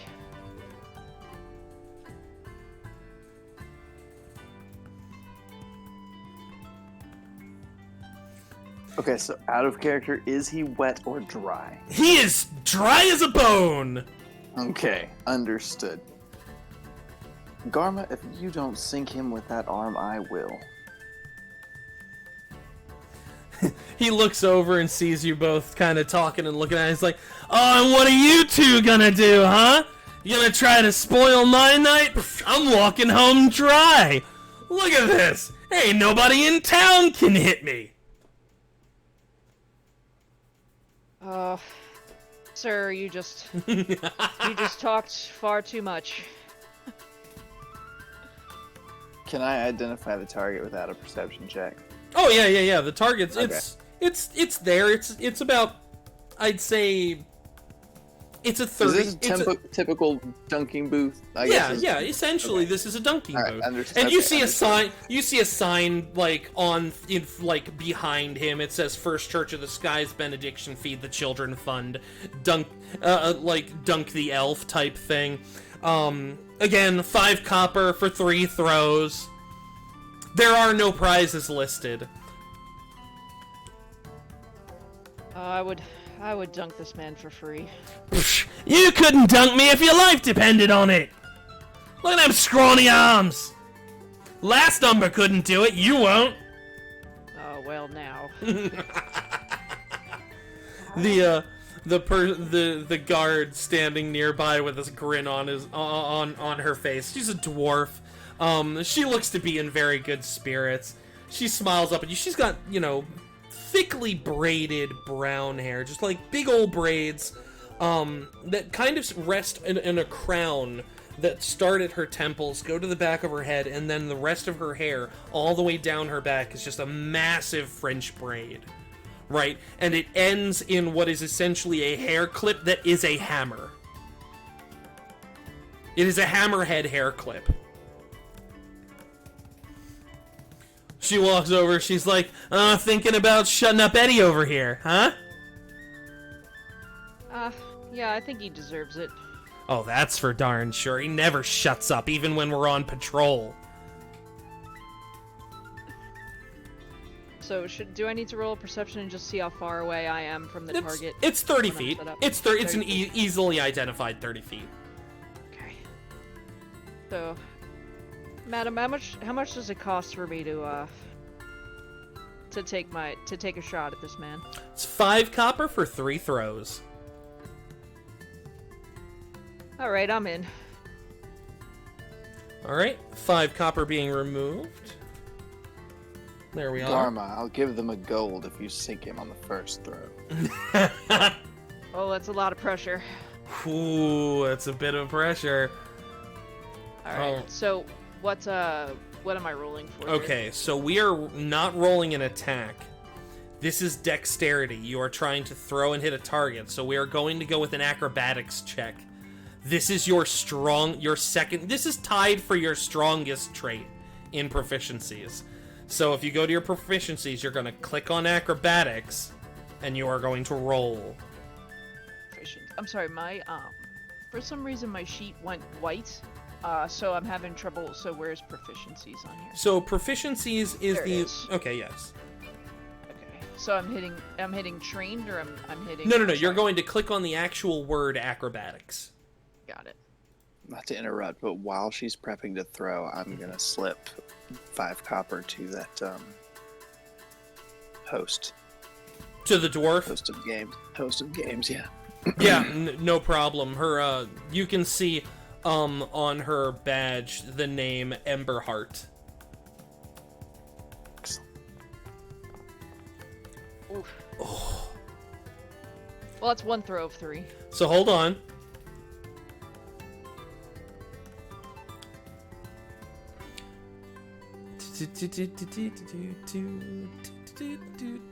I gotta find the page again. So here we go. Fantastic. Okay. Maybe tonight's just your night, Garma, but that weighted ball just soars true. You hit that target dead center once again. It's a DC 12. Oh, okay. Slightly worse than the average person could do, but not terrible. It hits that target, and Eddie, in the middle of calling you a pie-eating weakling, slips off of the platform and hits the water. Just like boosh, huge splash. Cheers go up. People are just like very happy that this elf finally managed to get his. Officer Emberheart's clapping. She's like, there you go. That'll keep him quiet for the next 10 seconds. Feeling my oats, I turn to the crowd. I've got 2 more.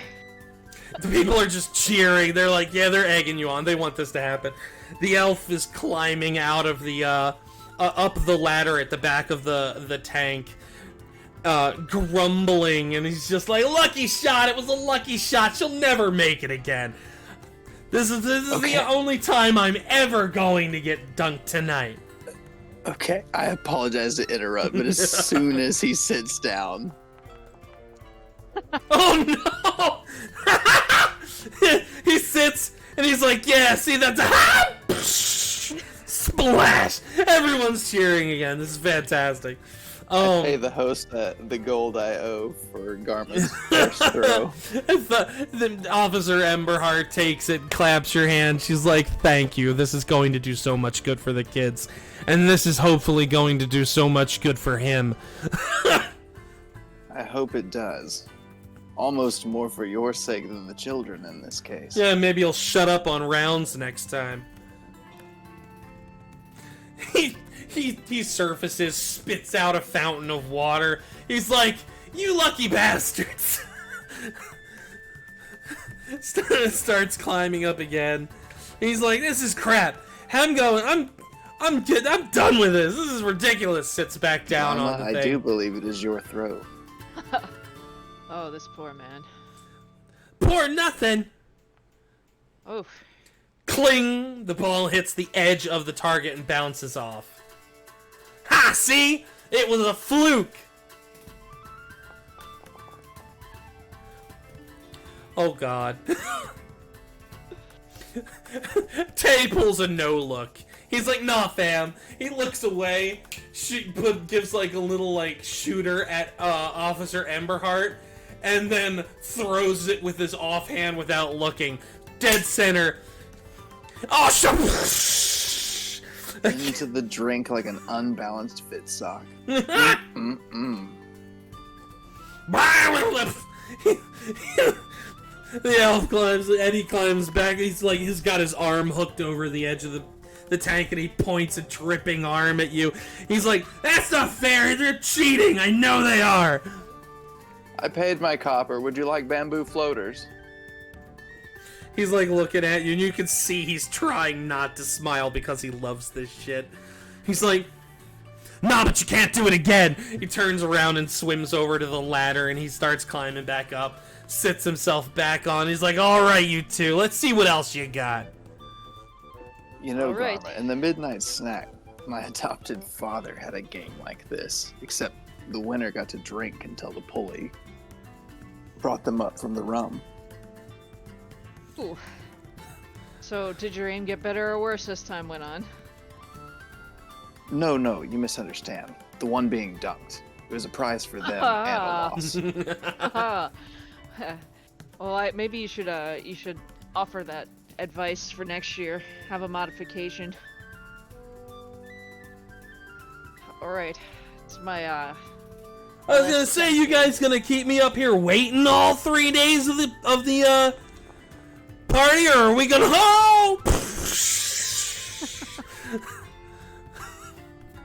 The people are just like, everybody's very happy that you two have like repeatedly shut this elf up. Thalia Officer Emberheart just gives you a big thumbs up. She's very pleased. She's like, hey, nicely done. Nicely done. Eddie's back on the ladder. He's like, this is the hardest I've had to work in days. Gets back up there, sits down, and is dropped immediately. He doesn't even get the chance to say anything. Is there just out of character, is there a bar nearby I can get this man some rum? I'm feeling inspired by Yeah, at the north of the at the north end of the 6th Street Plaza, or rather, I'm sorry, at the west side of the 6th Street Plaza is the Slaughtered Lamb. Well, Tay, I'm inspired by your story. I'm gonna go get this this gentleman some rum after being drenched 5 of 6 times. I'll follow you. We'll split the cost. Well, It actually, is free I guess now. it's on the NSF, isn't it? Yeah, I wonder if Gam Gam has remembered our deal from earlier. There may not be any rum left.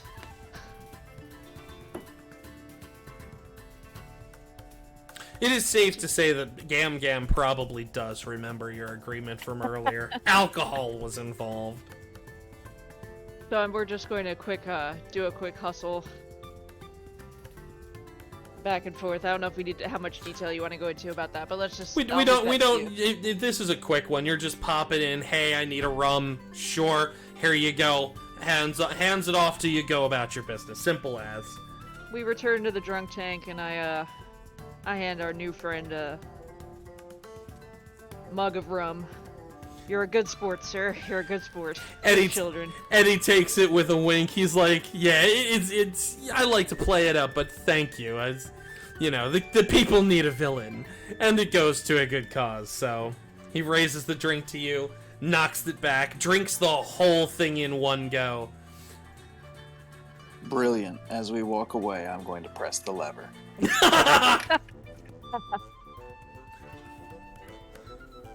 You guys hear him shout, Drell! before he's just gone. Drell is a common elvish curse word.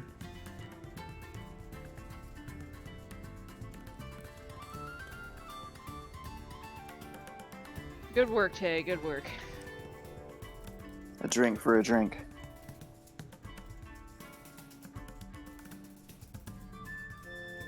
I'd say you guys are probably over here now. Within eyesight of the now thinner crowd around Marcus, you could probably go over to him now. There aren't really that many people around him at all. People have gotten back into the celebration thing. His celebrity has worn down amidst celebration. Let's experiment with that, Garma. We've spent some coin. Let's see what he's doing. Yeah, I'm okay with that.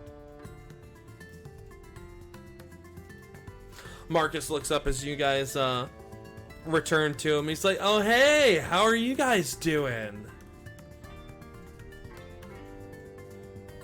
I'm drier than the last man we spoke with.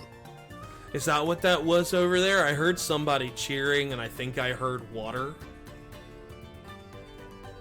Is that where they It's for set the up the dunk? kids. Is that where they set up the dunk tank this year?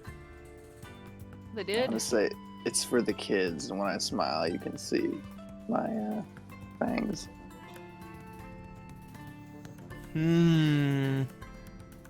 Okay. Right, for the kids. Cool, cool. He tucks that little bit of information away for later, but he's down. He's down.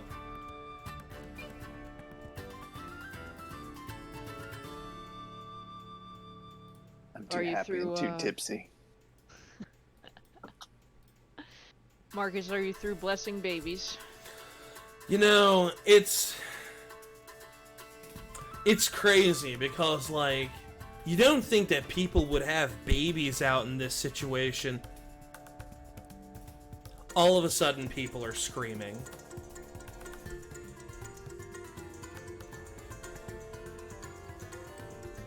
Let's hit him with that perception check. Boop, boop, boop, boop, boop, boop, boop. Same. Oh, so close to that 20. Oh man. I don't know how Oh, we you're missed drunk. it. Yeah. I was hoping I'd be a little better by now. Well, it's not hard to miss. The place is on fire. Several of the stalls have suddenly ignited into flame. You hear shouting from the southeast. You hear literally shouting from everywhere. Some red-hooded figures from where you guys are standing. You see one red-hooded figure push through a stall and start grabbing things. Just snatching up all of the, like, various knickknacks that this person's selling, and that's to your northwest. Northeast. Off to the west, you see someone else, someone kick over the person tending the stall and just start shoveling food that they were selling into a bag. Garma, it looks like the fun's over. Yeah, that was abrupt. What do you suggest? I can't do anything about the fire with my magic. No, I'm Oh.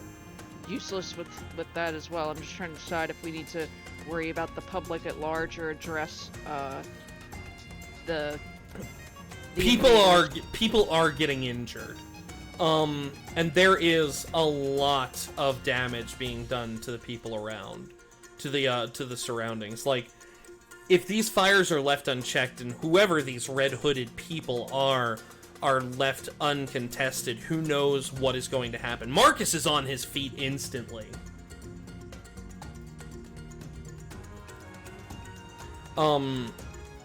Closest to you here, you can see Himmel Bluetail, a blue lizard folk. He's been knocked over and is patting out the flame on his arm, trying to put out the fire. Garma, you assist him. Marcus, can you create water? Yeah, easily. I need you to focus on the fires. Garma and I will deal with these men in the red cloaks. Right, okay. And I'll try to give some healing to some people. as best you can. And that is where we are going to break. Because when we get Okay. back, we're rolling for initiative. Oh shit. Alright. How long is break? Break will be about, it's like 2:20 now. We'll take a 20-ish minute break, 15. We'll be back at 2:45. break. I do. 45. Yeah, do. so 2:45 we'll be back. Alright, I'll be here. All right, I'll see you guys then. See ya.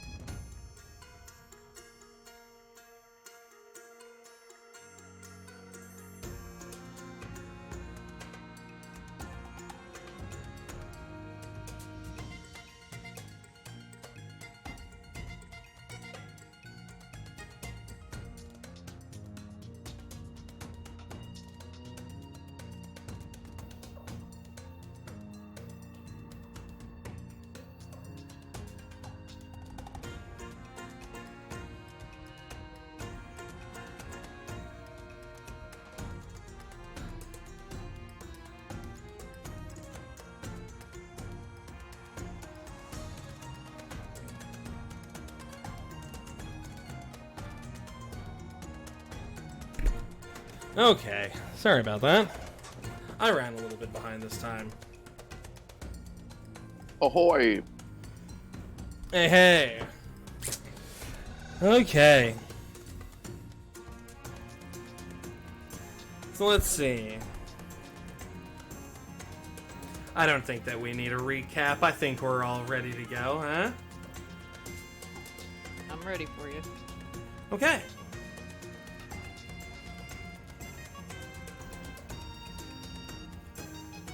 So here we go.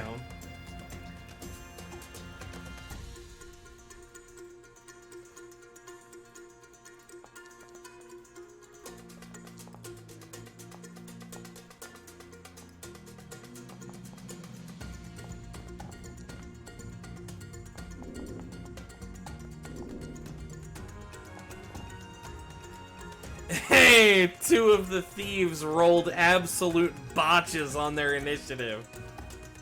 Literally ones. There we go. We're off to a strong start. All right, everybody. Roll me them initiatives.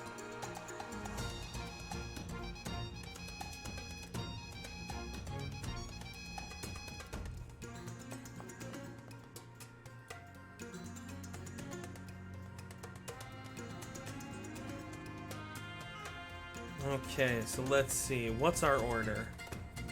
So Gam Gam Glug Glug rolled highest. Nice. She is Alright, Gam. she is right here. She has been pushed over by the burning tent that she is next to. She has taken some damage, but not a lot. She is hurriedly attempting to figure out where she can go to escape. She has no idea, however, where to go, so she is going to move. She is going to hide here in the crook of the stage and hope that she's tiny enough to avoid detection.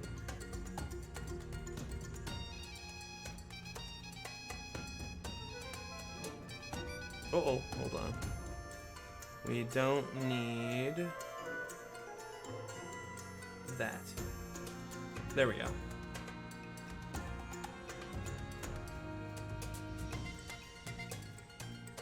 So then next in the list is Marcos.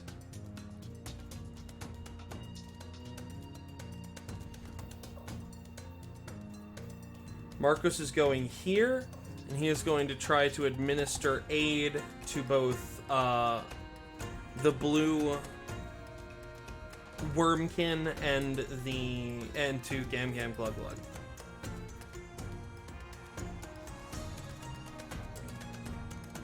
Let's see.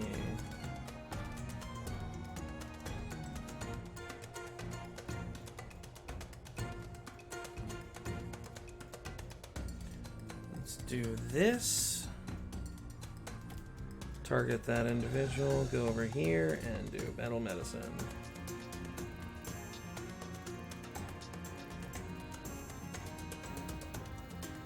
Okay, that removes the wounded one state from the blue lizardkin.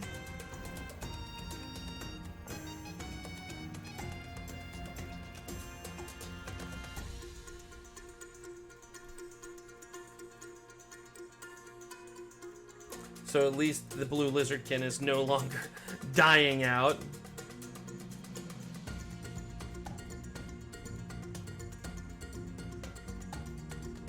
Since things are getting a little bit iffy. That's not what I want to do. I don't want to do that one. I want to do...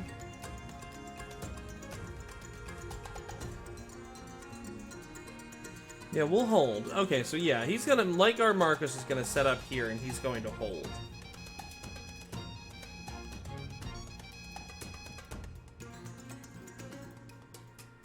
So then next in line...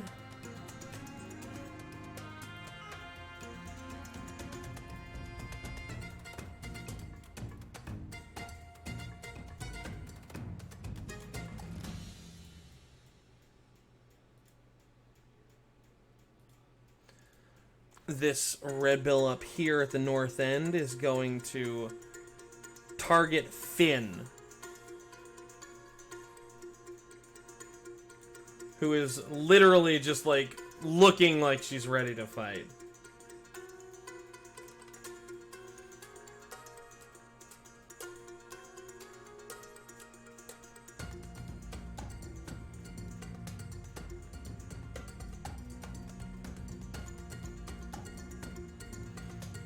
Let's see, our dude is going to...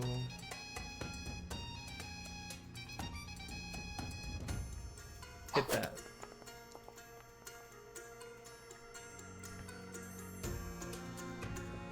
Alright, he has missed Finn.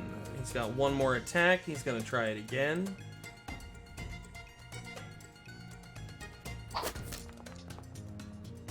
Another miss.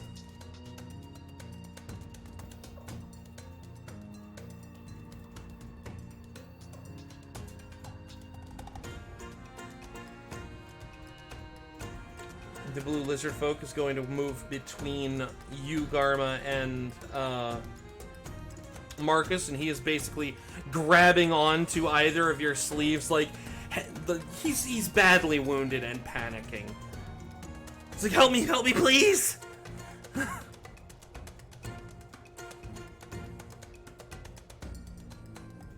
Marcus is like looking at you and is like, it's okay, hold on, everything's gonna be okay, just stay close to us. You guys hear shouting and screams from the southeast.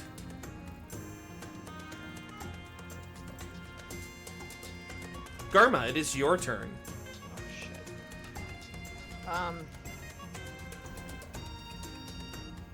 Not gonna. This is out of character. Combat is probably just the understanding of it is my weakest here. So I'm trying to measure the difference between myself and this guy over here that was attacking Finn.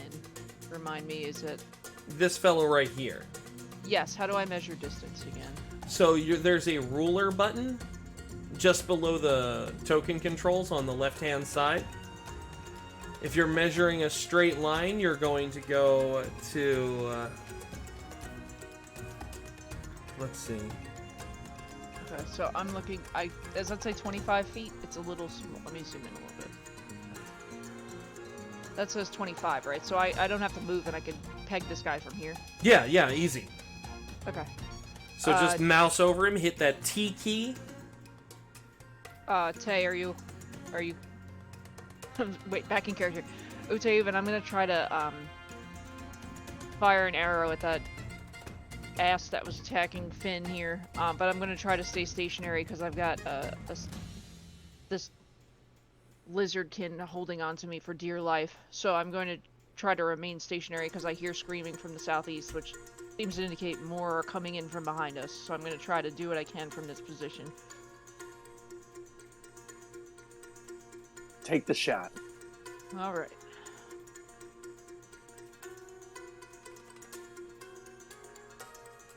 So short bow plus 7, right? Yes, because it is your first attack of the turn.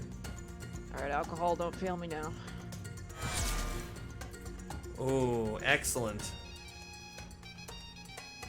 All right, roll damage. Without saying a word, as the citizen is pulling on my arm, I unsheath my bow, focus my sights, aim down, fire an arrow. Oh wait, directly at... hold on. Yes. That is a critical hit because you won by 10 or more on the AC. So you're going to roll critical on that first. Got it. And I'm just without a word, as though I'm not moving at all. It happened so quickly. I raise my bow with my right hand, pull back with the left, let it go absolutely silently, as though I'm ordering a beer at the bar. Just that smooth. An extra 15. Alright, so then we are going to... It's 1d6, so you're going to then hit the... On the bottom shelf there, you're on the bottom grouping, you're going to hit double. Why did I take damage? That was...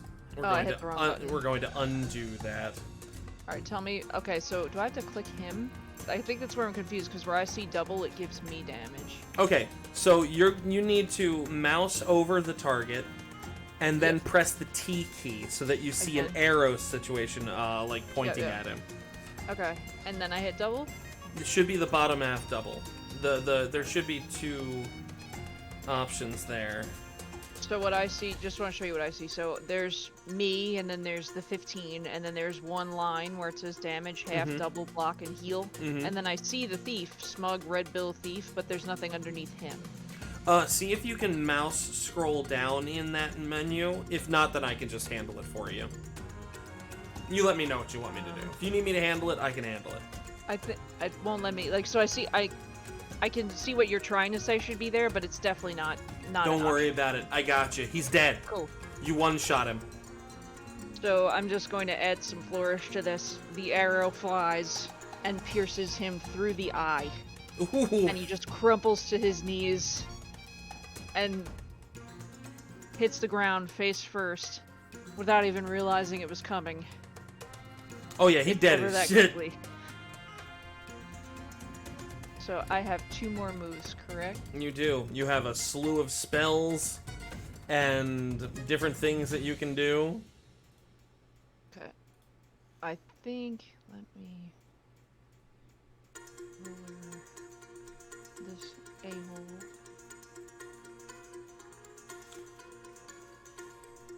That is Frida Felnor. That is not one of the hooded individuals. Okay, so that's one of our friends. Okay, Yes, so she if is. I'm She is looking for, a citizen. Are there any? I can't see. So is this also an enemy? Which one? Right here. To the left. This one by the here? entry. Yes, Yes, that is an enemy. that is an enemy. Okay, and I'm assuming that's an enemy to the north of us in the alleyway here. All the way up in the alley, yes. But this person right here, that's Baradita Not of Not Magical. I'm sorry. Okay, so she's on our side as well. Yes, she is the merchant that you guys were shopping with earlier. Okay, I'm going to move in her direction with the intention of trying to protect her. Okay. So I'm just trying to make sure. So movement, I just clicked myself. Nope, now I'm measuring again, I think. You'll want to go back over to the tiles on the left to token Yeah. control. You'll want to click on that, Select token. and then on select token, and then you can click and drag.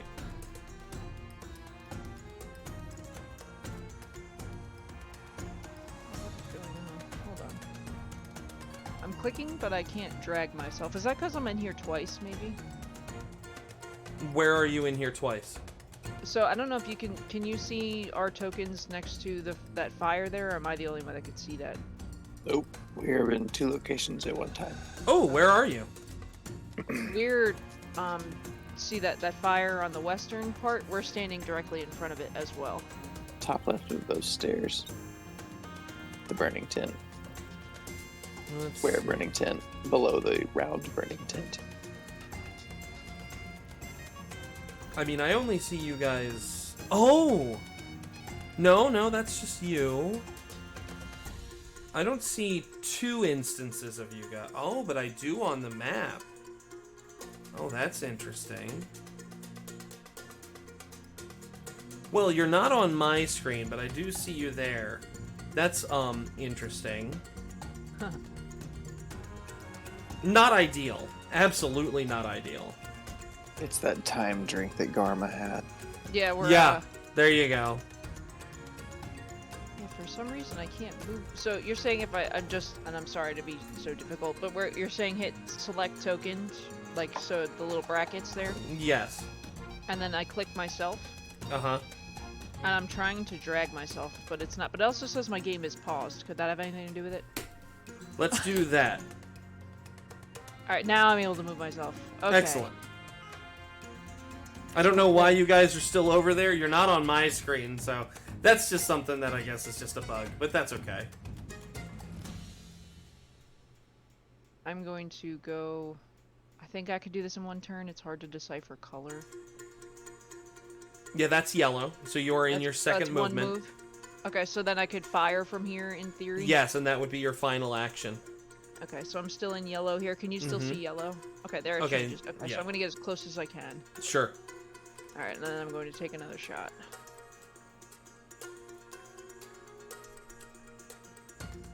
What's Sure, that but distance? so- That's 35 feet. That's easy. Okay, so is it not +7 at this point? No, now Or- it is the plus, I believe, whatever the next one is. It still says +7. No, it's +2 next to that. So there's a +7 to the left, then a +2, and then a -3. This is your Okay, maybe second I looked at attack, the so. wrong menu. Helps if I look at the rate. And don't forget to mouse over and press T to target the correct individual. Correct. There we go. Okay, I was looking at the wrong thing. Okay. Target, strikes. I hit the -2, correct? +2? Yes, the +2. Got it. Alright. Thank you for your patience. Not a problem. Oh, I missed. Missed by 4. Alright.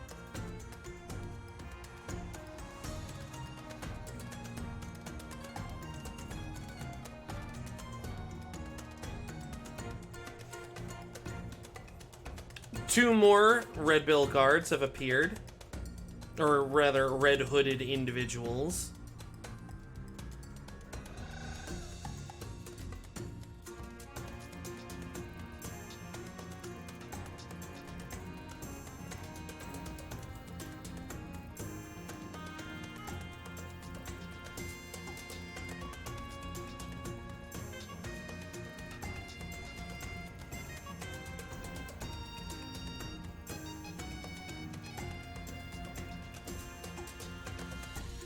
Let's see, we go over here.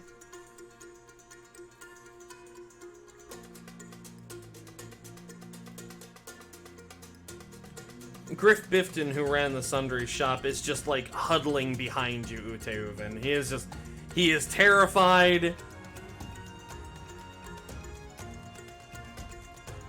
And is literally just begging you to protect him.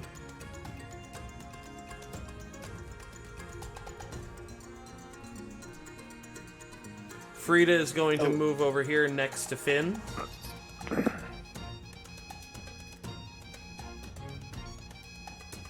I'm kind of getting through the NPCs.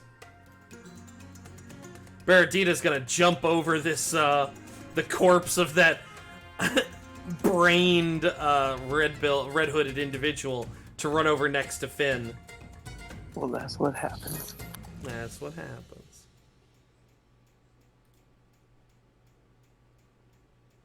We're in the fuck around and find out era of Pathfinder.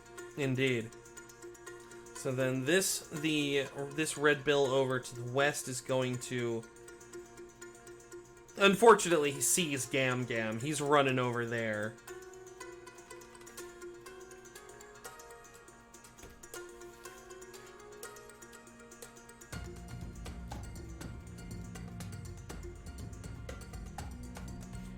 Shoulders his way past the tent, knocks over like a pile of knickknacks. Oh no! Scored a critical against Gam Gam.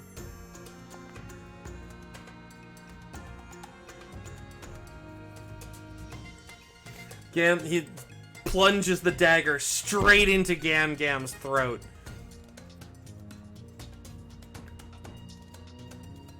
Oh man, poor Gam Gam. She is dying but not dead. She is making death saving throws. Over the course of the next 3 turns, she will have to make rolls. If she fails them or critically fails them, then she dies for good. She is now fighting for her life.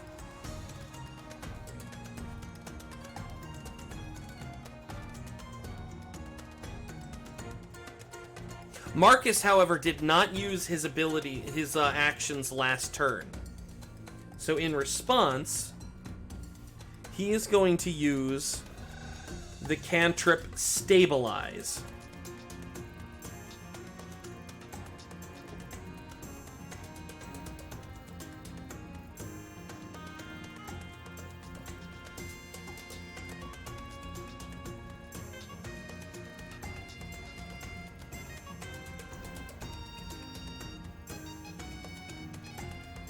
Let's see.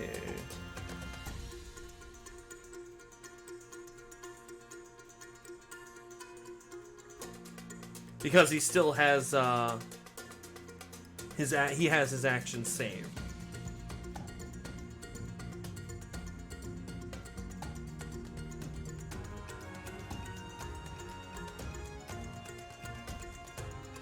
Now, let's see. So that takes the dying effect off of Gam Gam. Let's see. We'll go here. Sorry, this is my first time getting this deep into it.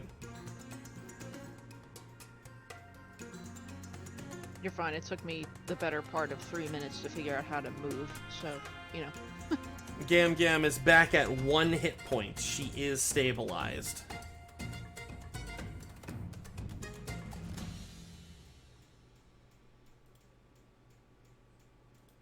Having seen this, the Red Bill guard looks at Marcos and seems to realize who he is. And starts to run away.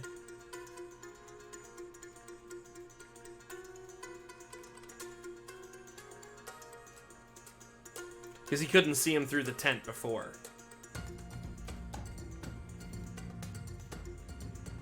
Uteuven, it is your turn.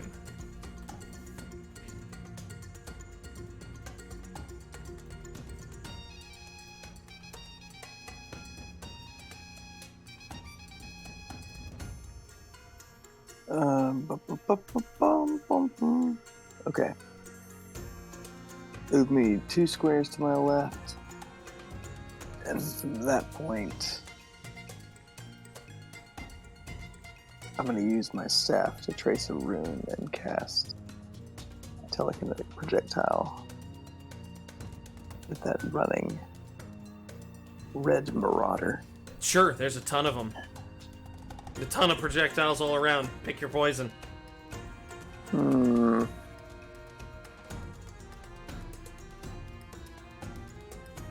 Let's go with some nice broken tent poles. Sounds Or good to pole, me. rather. You gonna try to trip him up with it? No. Just bean his ass? Yeah. A spear of some sort. Gotcha. So you're going slashing, piercing, or bludgeoning? That would be piercing, I'm guessing, right? That would be piercing. Did you want me to target your target? Yeah, I'm All right. struggling with this mouse pad here. No, I got you, buddy. If you'd like, We I are can. referring to the fellow that is running away from This fellow right there.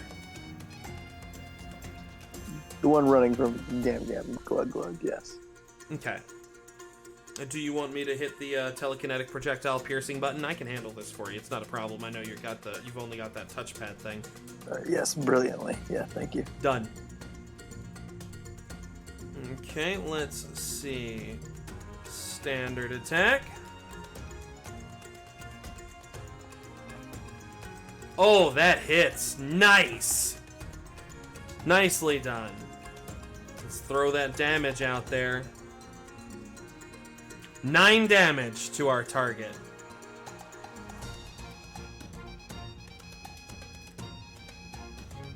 The pole flies at him, jams right into the back of his shoulder, staggering him forward a bit.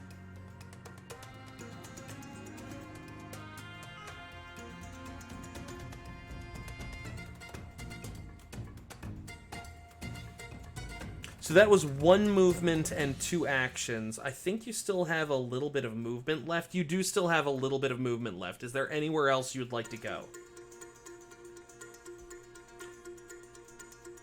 I will let you hop up on the stage if you want some kind of, like, better vantage point. I think that would be a wise choice, honestly. Think about right there. Yep, that'll do. All right.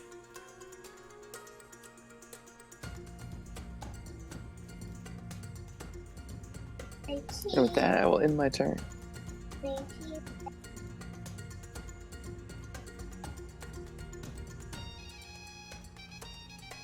Hmm.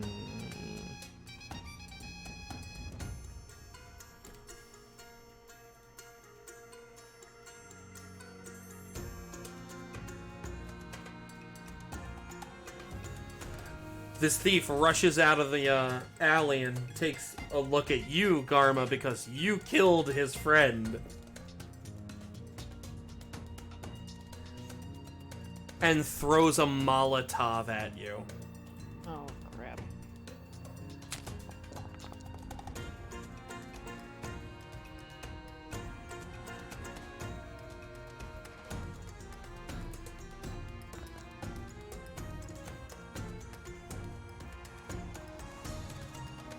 Okay.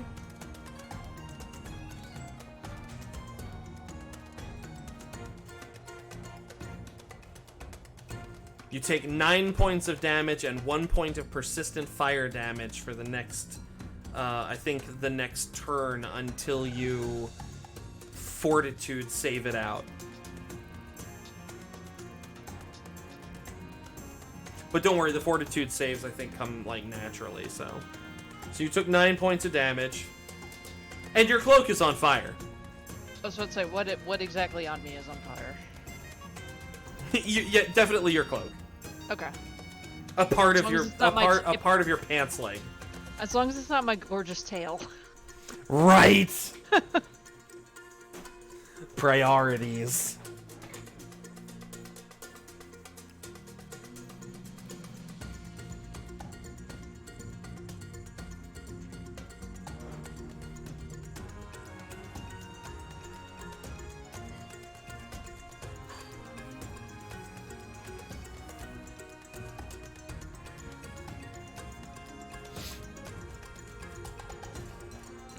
Alright, give me just a moment.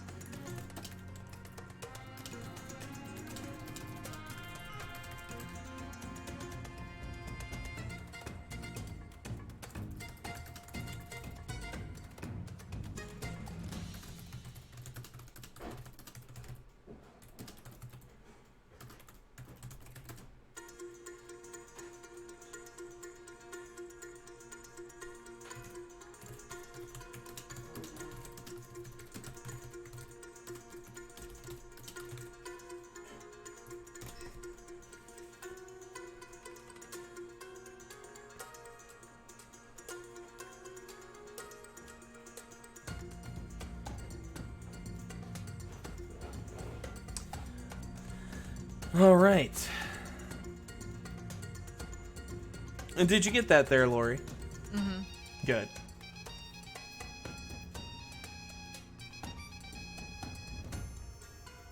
Appreciate that. Okay. So then we're going to go over here. And now we have 2 new arrivals that have shown up, so we're going to roll initiative for them.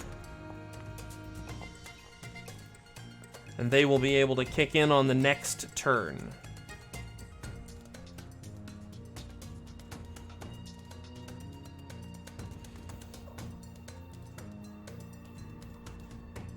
Okay, so then we're gonna start back at the top.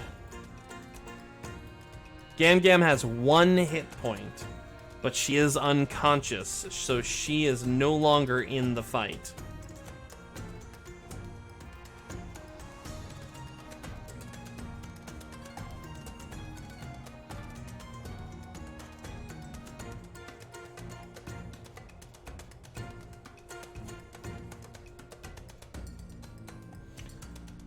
Let's see. Marcus is going to...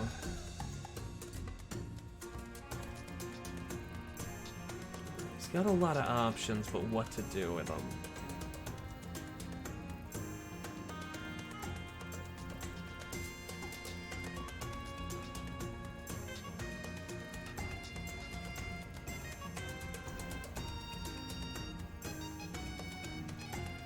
Marcus is going to hop over Gam Gam and take up a position next to Uteuven on the stage at the top of the steps.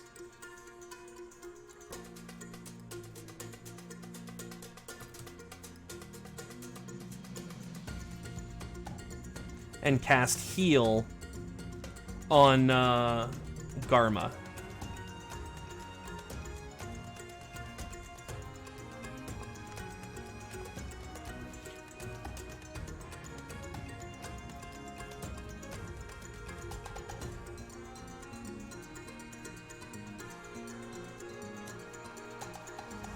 Alright, that's 6 healing back to Garma.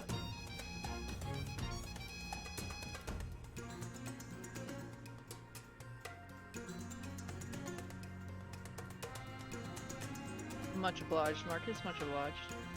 Yeah, he sees what's trying to be done here. He's like, alright, I get this.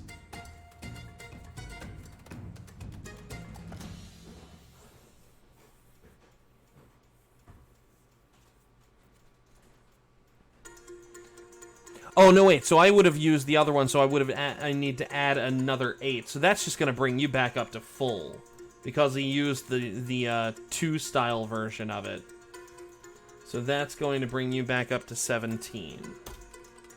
So you are back to full health from the thing before. Ooh.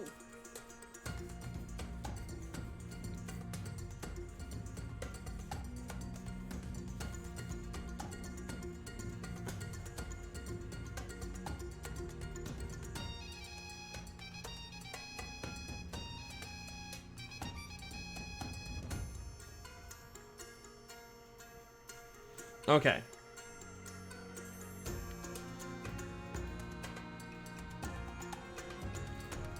That guy is dead, so then we're back over to Blue Tail. The blue,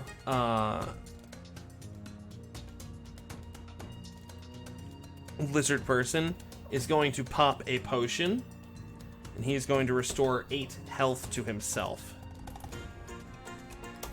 He doesn't want to die. I don't blame him.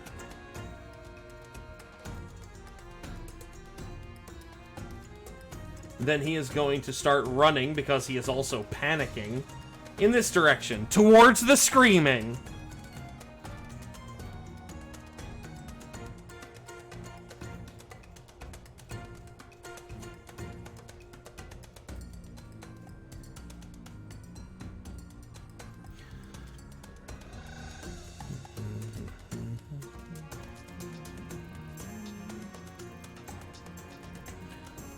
You all see this red guard over here. You have line of sight on this guy. But let me see.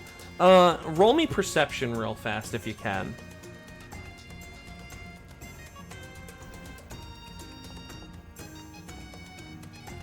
Garma does not see shit. So yeah, I guess because I'm on fire or... Yeah, you're a little... distracted. I'd say that you're a little distracted, yeah.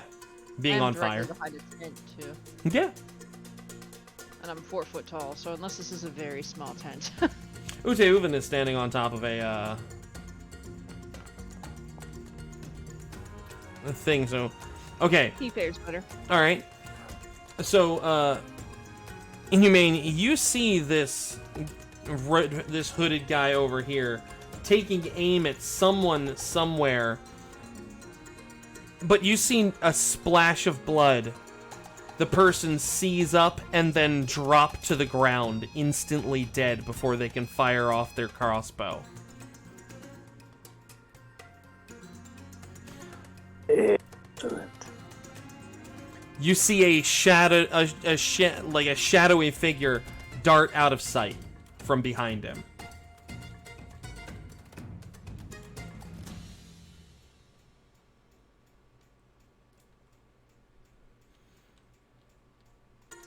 Garma, it is your turn. So this is out of game, just a quick question. Yes. Is Phase Bolt, is that improved by the distance between me and the other person, or it doesn't matter? So, Phase Bolt. It says it's effective within 30 feet, but I'm curious if I moved closer, would that make a difference? No, it would not make a difference. The thing about magic is that once it is... once you are beyond that, it basically doesn't do anything. It fizzles out. So I'm on fire, and I'm pissed. I really like this cloak. And Yeah, I I'm looking bet. at the fire, and it's hot, and I'm getting this hot, unexplainable rage. And I look at the person that subsequently lit me on fire, and I literally take my fingers And as I'm putting my cloak out, I let my fingers burn, and I point it directly at him. My finger is on fire, Oh, and I jeez. cast Phase Bolt in his direction. It's as though I don't feel any pain in my fingers at all. Do I'm it. just fucking furious. Do it! Hit me with that attack.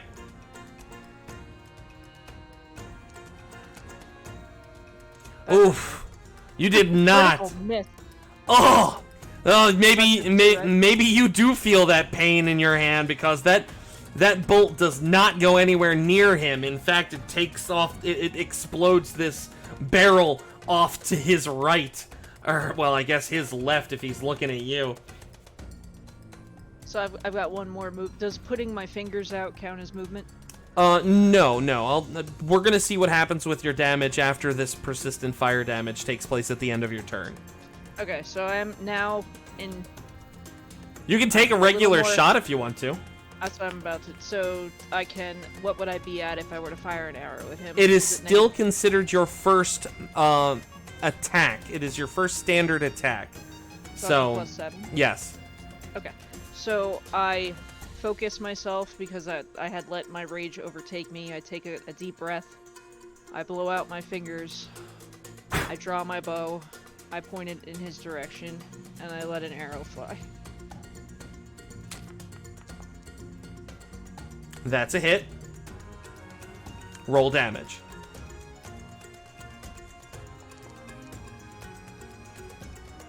Okay, 4 damage.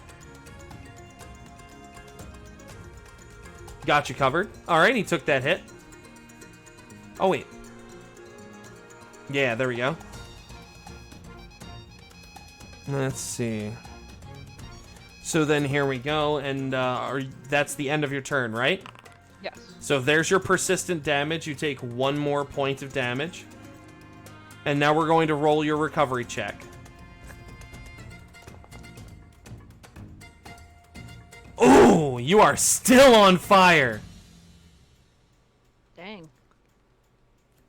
You have to focus a little harder. I mean, fire doesn't want to go out once it's lit. This is true.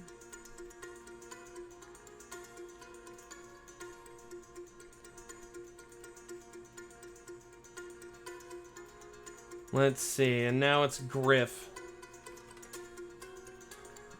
Griff runs over here to try to hide next to you guys.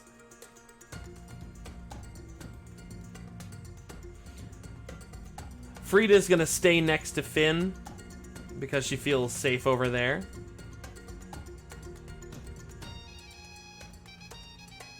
Baradita's gonna come running down here because there are more people over here than there are over there, and she feels safer in a group.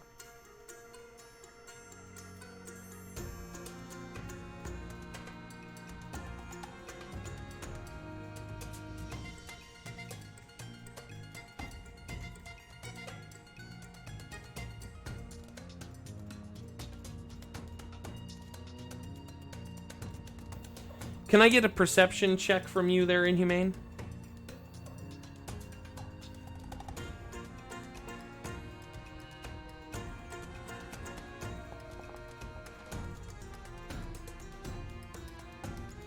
Okay, you did notice the guard up here with your elevated line of sight. You noticed the guard who was at the northeast end of the square duck back into the alley that's behind there and go out of sight.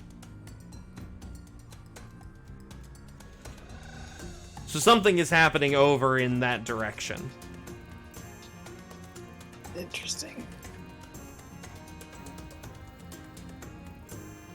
The person who threw a Molotov at you, Garma, is feeling particularly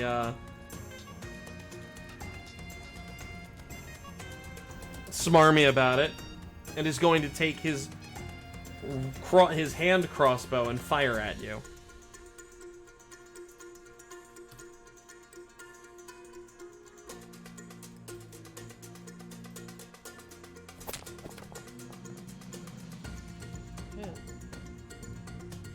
Just got you on the, would have just got you. However, you are within 10 feet of Marcus, which means you have a +1 to all of your saving throws and your armor class. This is a miss. Nice.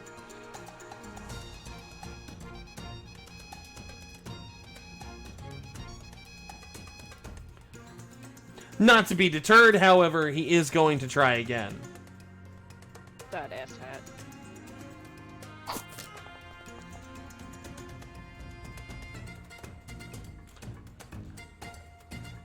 Of course, another miss, so...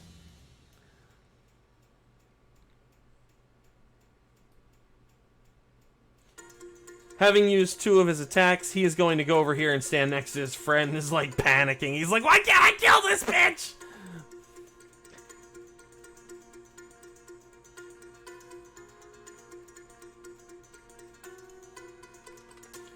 Alright, Tay-Sway, it's your turn.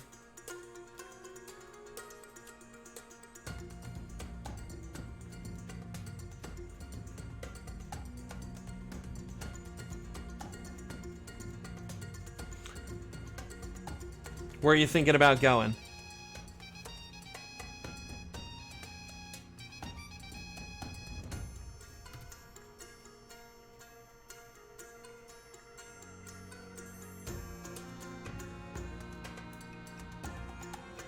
Two squares to the left diagonal, like forward. There. Bingo. Yep. Gotcha. Alright. Ooh. Hit him with another telekinetic projectile. Telekinetic projectile. So, I was gonna say, there's 2 dudes next to one another right there. we'll see what happens. Alright. Need a chair. Is there a chair nearby by chance? You know, I say there probably is. Let me get a chair or a stool or something. Hit him with a real strong bludgeoning move.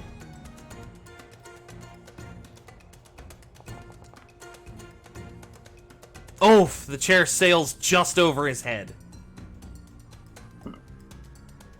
Oh well.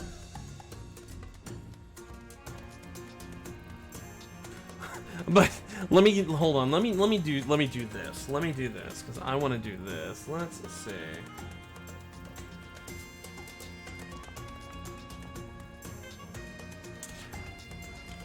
He's a little shook by a chair just random. Like things are just randomly flying.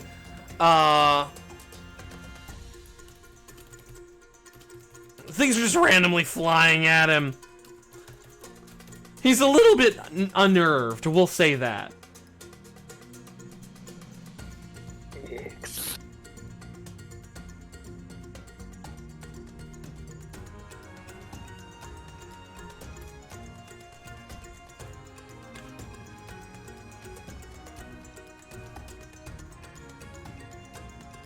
Let's see, this gentleman right here just saw you move into position and then saw his friend get a chair thrown at his head.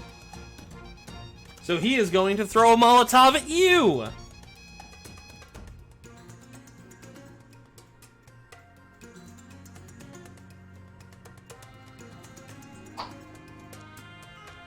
Not that it hits! That's right. Too dexterous. It's- Mage armor. So on and so forth. It splashes into the already on fire tent next to you. Well, that can't be helped. Right, yeah. Nothing there. It's just- So he's like, alright. On fire. Right, yeah, now it's just double flamed. He's gonna take a shot at you with his hand crossbow. There's nothing that being close to Marcus can do about that. We'll roll some damage, see what happens. Okay, so you take 7 points of damage. A pity. A pity indeed. That is not what I wanted to do. Yeah, that wouldn't have worked anyway, because it's only a +1.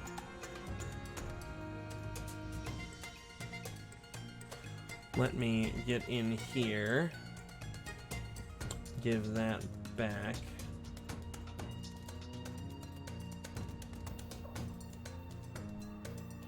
because I did not mean to accidentally cast that for you. Nah. So there we go. Then we're going back up to the top. Gam Gam Glug Glug is stable but unconscious. Come on, Gam Gam.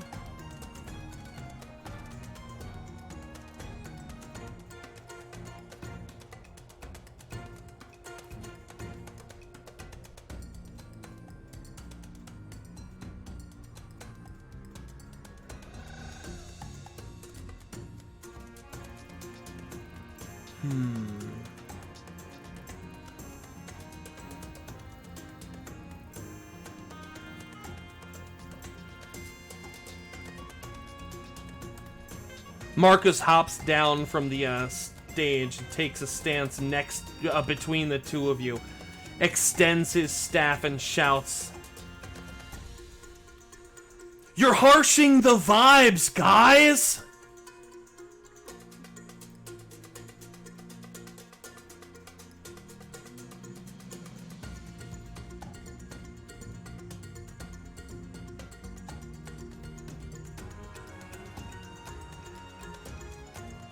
Let's see, so this dude gets a reflex saving roll. If it's under 16... Oh! Well. Ooh! Marcus zaps a motherfucker for 8 damage. And since homie critically failed his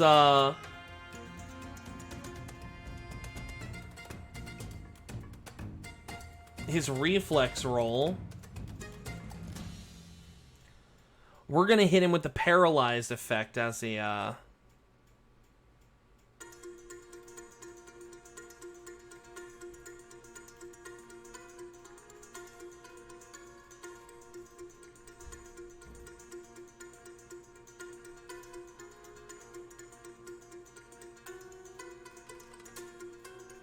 There we go.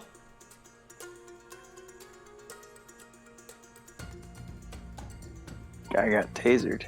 Yes, he did.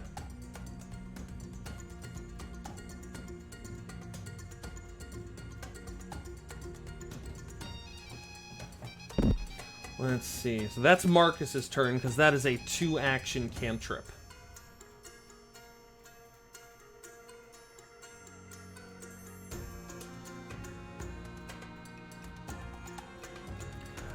Another 5 seconds after he ran away, he is screaming and running back towards the room. Garma, it is your turn.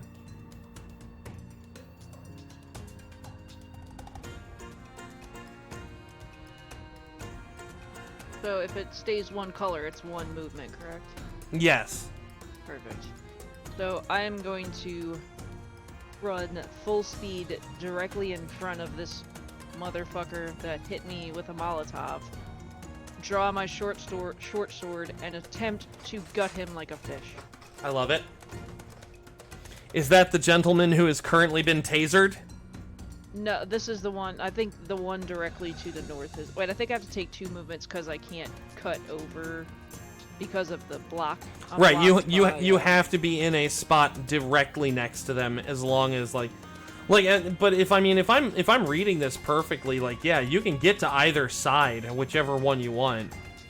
I would just have to take 2 movements, correct? So I'd have to move twice. No. No, the distance here, as long as it stays purple while you're moving it, then you can you can position yourself however you like. Wait, I want him to see me do this, so I'm gonna approach directly from the front. Nice. Alright. So I'm going to take 1 action to draw the sword. Okay. And then I'm going to hit him with it. Have you targeted your the individual you are hoping to slice? I have now. Excellent. And then when I go to strikes, I'm assuming this is a... Which one am I hitting? You are going... +7? Yes, this is your first attack, so... This better work. Oh God! I'm right in front of him. That's okay. You're also right next to a giant burning tent.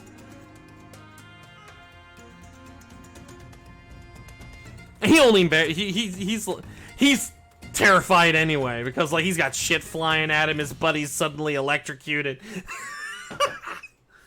Can I try it again? Do I have another move to try it again? Let's see. That was one movement.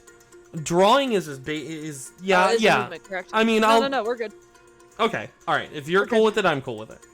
Yep, and I'm going to try again to try to put out the freaking fire. Good on call. my Good call. tape. So we're going to hit you. Oh wait, that is not what I wanted to do. We are going to do this. We are going to roll recovery check. Oof! You cannot get rid of this fire. I'm gonna need a new goddamn cape. Or somebody who knows mending. Yes.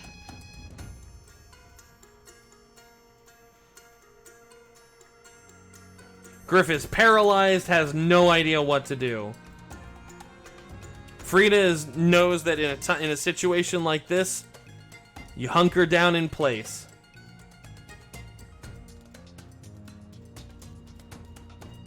Veridita crawls under the stage.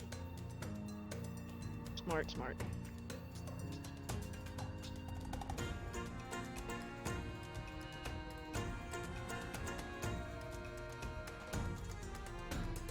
So the one that you just tried to gut, Garma, figures to himself, you know what? Fuck it. Somebody's gotta die, and it doesn't need to be me. He doesn't have a short sword like you, but he does have a dagger, and he's willing to use it.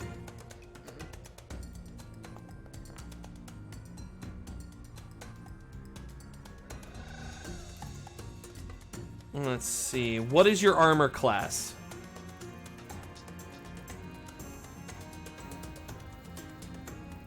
I think that says 18. Okay. Sorry, the font changed, so it's hard for me to. No, type, it's but fine. For some reason. 18, but you are within 10 feet of Marcus, so that is a just miss. So could we add some flair to this? So I tried to gut him like a fish. I'm assuming maybe he pushed my hands down. He drew his dagger, came back at me, and I don't know, pushed like Sure, you could like Swatted duck back, or you could like slap his hand aside. Yep, that was my thought. A good slap. I dig We're it. in it now. We're in it. All right, he's got one action left. He's gonna take another swing.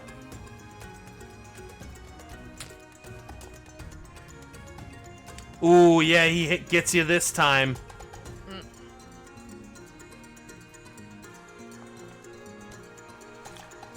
6 damage. Manages Manages slice or manages to pull like out of the slap aside and just haul the blade across, catches like the front of your bicep and like the top part of your chest and your armor. Mm-hmm.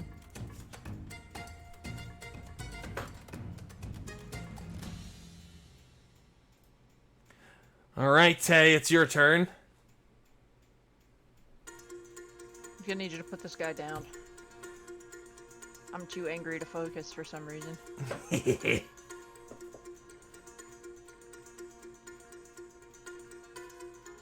Well, the guy right in front of you does not look anywhere near as bad as his friend Taserface next door. Yes, I was gonna say. Taserface looking rough.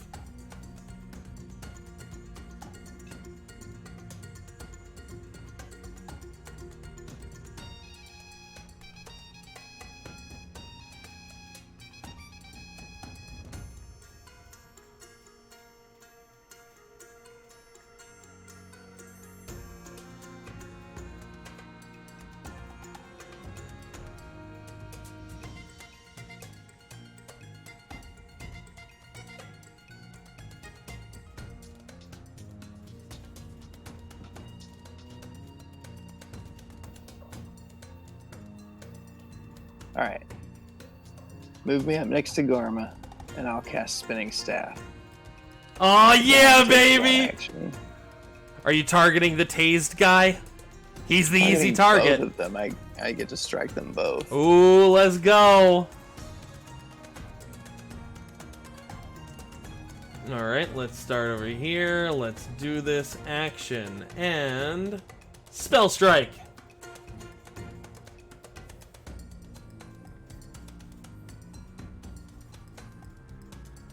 So you cast a spell that takes 1 or 2 actions to cast and requires an attack roll. The effects of the spell don't occur immediately but are imbued into your attack instead. So which spell are you going to utilize? I suppose the only offensive spell that you have is telekinetic projectile. Yeah, for force damage. Yeah. Okay.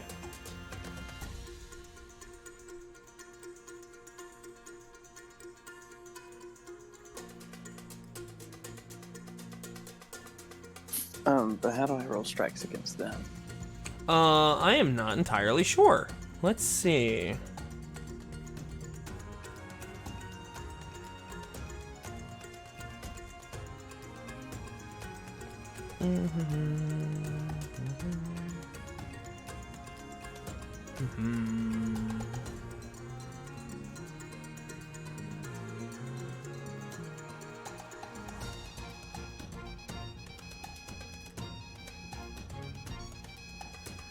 All right, so let's see then what we're going to do.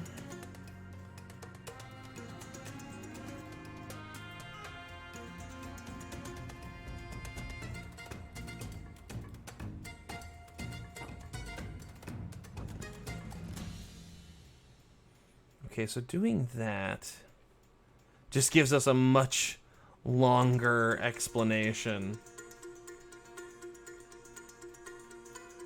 Oh, wait, so maybe if I go over here...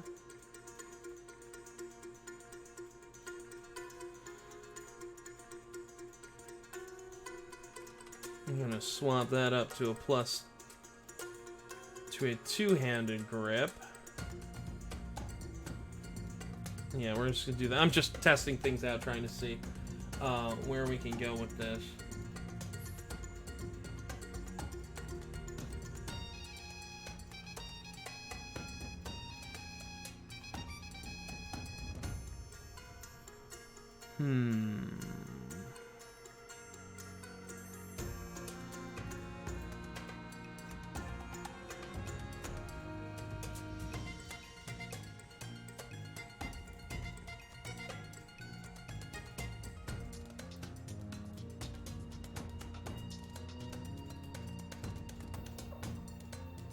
Okay.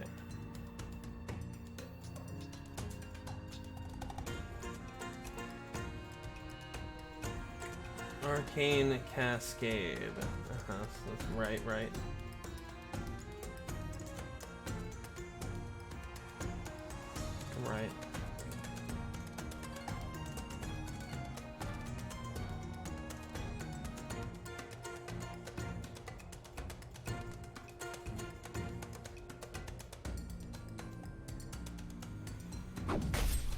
Okay, there we go. I figured out how to do it.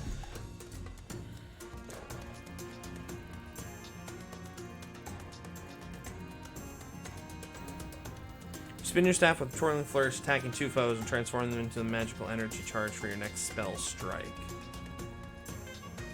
Make a melee strike with your staff against 1 foe, and then a second melee strike with your staff against a second foe. Your multiple attack penalty applies to both of these attacks as normal. So what we do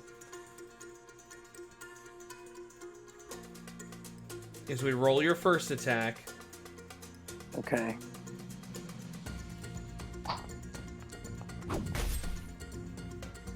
Now you have let's see.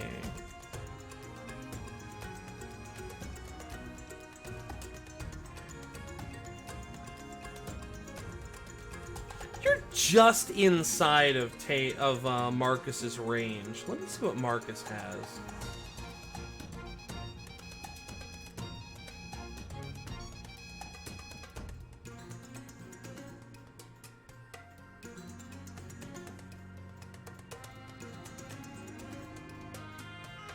No, I want to re-roll on that because that doesn't seem right.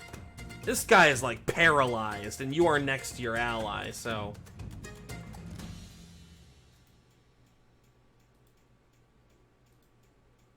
We're doing this. I demand a recount.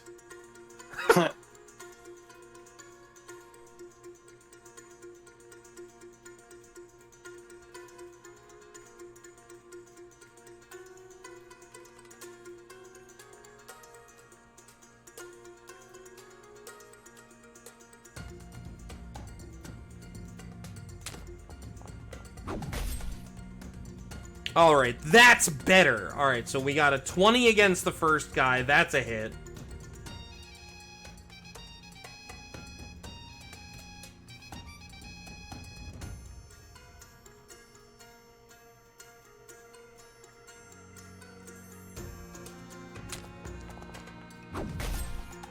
And an 18 against the second, even with a multi-attack penalty. There we go! So for the first guy, we roll damage. Oh, he is out!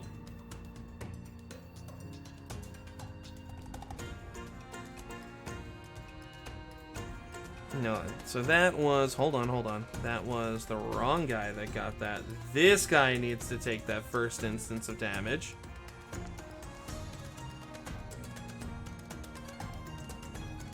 Well, that was supposed to be 10 damage. How much health did he have left? 9, so he's dead. He's dead.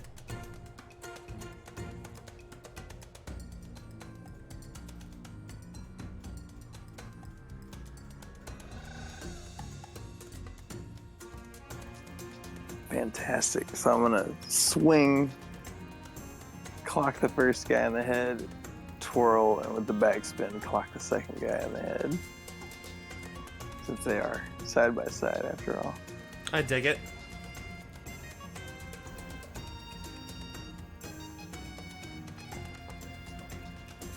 The second guy takes 9 points of damage. He is staggered. He is not looking great.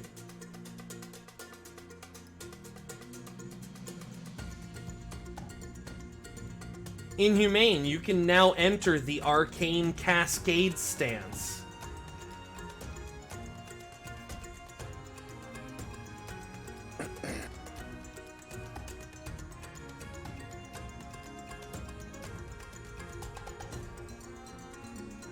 Would you like me to put you into Arcane Cascade stance? Yeah, because that does increase my swinging force. What type of damage do you want your next assault to take? Oh, it has to be force because I used a. Okay, so then force damage it is. Wait, no, that would be is it force damage or would it be bludgeoning damage? It's force because of telekinetic projectile. Okay. You are now imbued with the Arcane Cascade stance. Are you seeing that on your character on the screen? It's cool.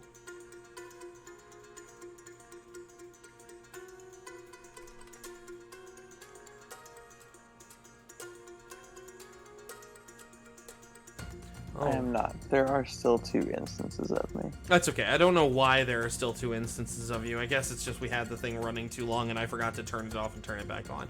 But hey, you know, that's alright. No big deal. Gam Gam is stable and awake now. Still hurting like crazy, but at least she's no longer bleeding out. I mean, that's a far step from a throat stab, so. Yeah. Right. Yeah, the healing thing, the stabilization is very good. Like the wound sealed and everything, but like the trauma is still there. I don't know why, but I have a feeling that's not Gam Gam Glug Glug's first brush with death. Probably say. not. She's gonna, when she wakes up, she's gonna be like, "Is that all you got?" Marcus is gonna round the corner here. Look at the dude that you're fighting, Garma, right?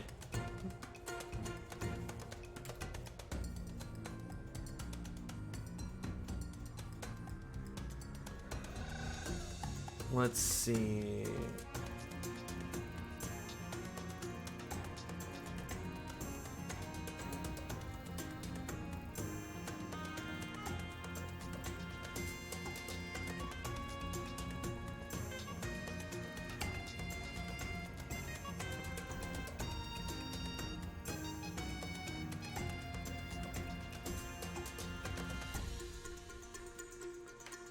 Alright, let me see. That's a lot of potential damage.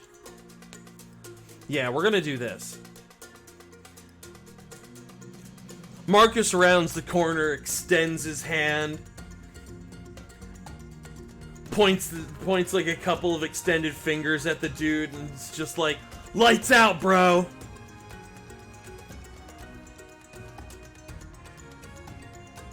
And casts Admonishing Ray.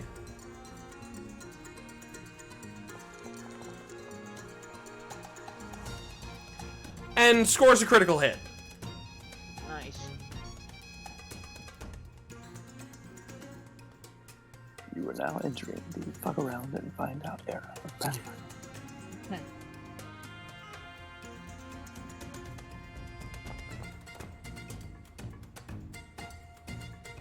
Let's see, 9 damage. Ooh. He's the ray batters him down with 2 like blasts of bludgeoning energy, dropping him to his knee. He is bloodied and so close to death.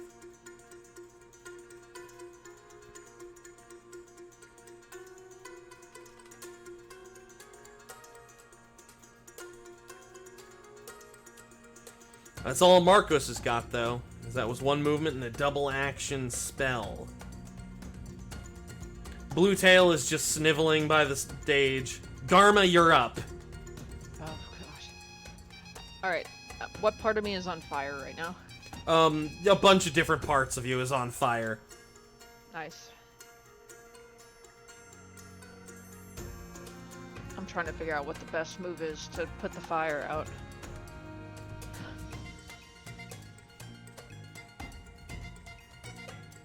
Or if I just shouldn't bother and just try to kill this guy.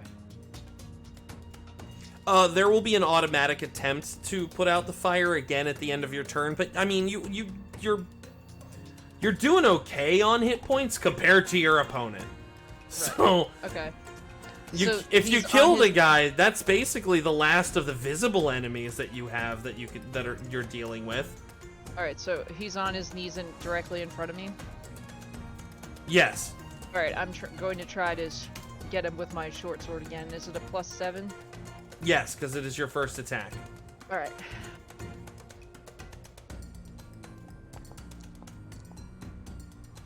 Ooh, nice. Did you target him? Oh. That's okay. Just roll damage, because 21's gonna hit. 6 damage. Our boy has 4 health. He is Kaputski. So How do you want to do this? this?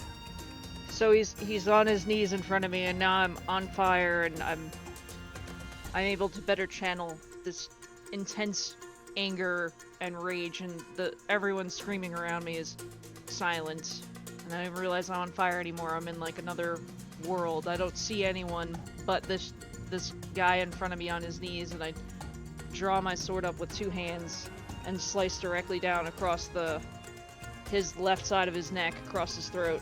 Ooh. My goal is to take his head clean off. And I Well, just swing as mightily as I can You've- across the left side of his neck. you've got the damage for it, so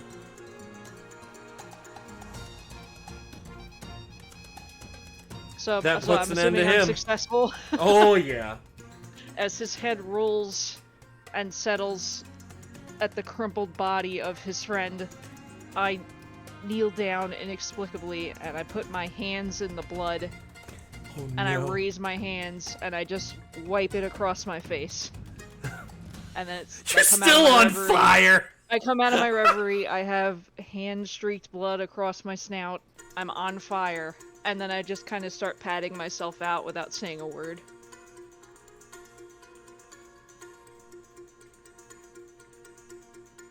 And then I think I'll just end there. I need perception checks from both of you.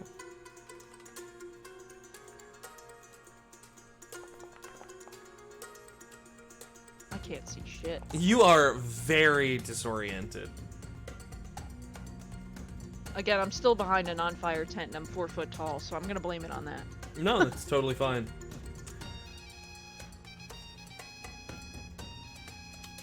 Inhumane, to the south of your position, you see a hooded and masked individual, not a red-hooded individual, booking across the plaza and out of sight down an alley.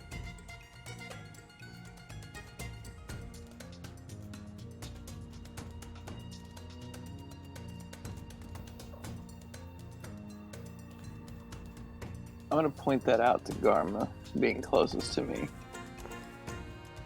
and shout for Marcus to come on, and then we're gonna head that way. I think that is all the threats in this immediate area, isn't it? It certainly looks like it. Alright.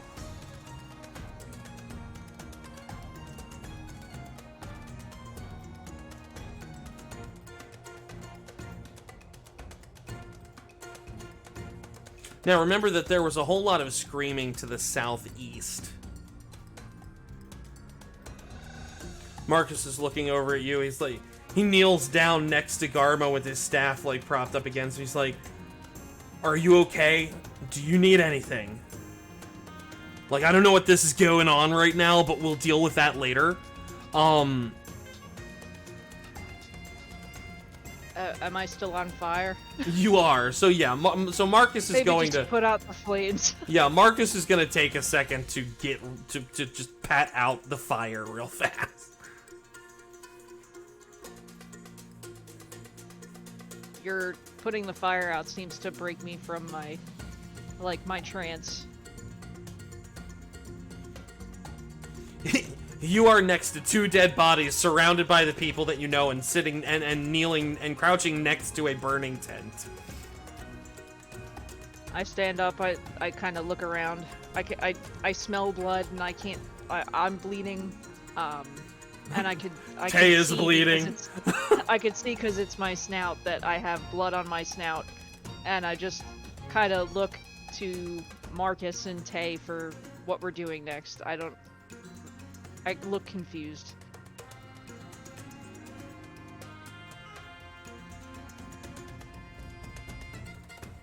Marcus looks over at you, Tay. He's like, "You said you saw something that way?" And he's like he's like jerking his thumb over his shoulder that way. It's like, "Do you think there are more hurt people down there?" Was that the southeast direction that guy headed in? Yeah, southeast for the direction from the screaming. Southwest that the figure you saw ran.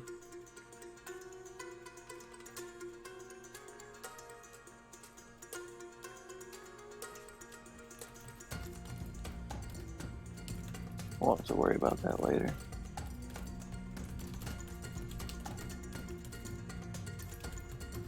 I won't even mention that now. I'll just grab them and start heading south toward the commotion. Where the screaming was? Yeah.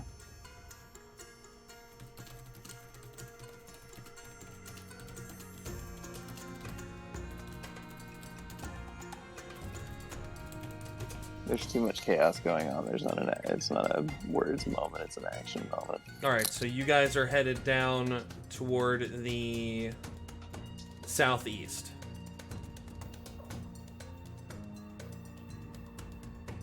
Oop, What happened? we lost one. Who did we We lose? lost to Garma. Where did we lose Agarma? From the chat. I think. Oh, I see that. Yes, we did lose Agarma from chat. That's okay, though.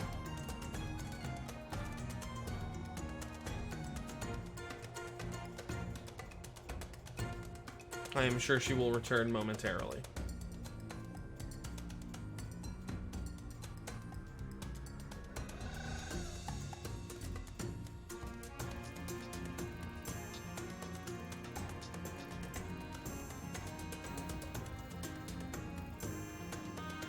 Oh, she might have lost, I guess with the rain, I hope it's not a thunderstorm. I hope she didn't lose power. That would be awkward and unfortunate.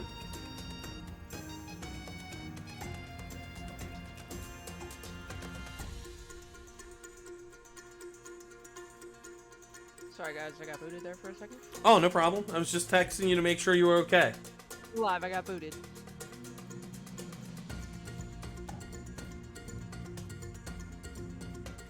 Guys, do you smell that down there?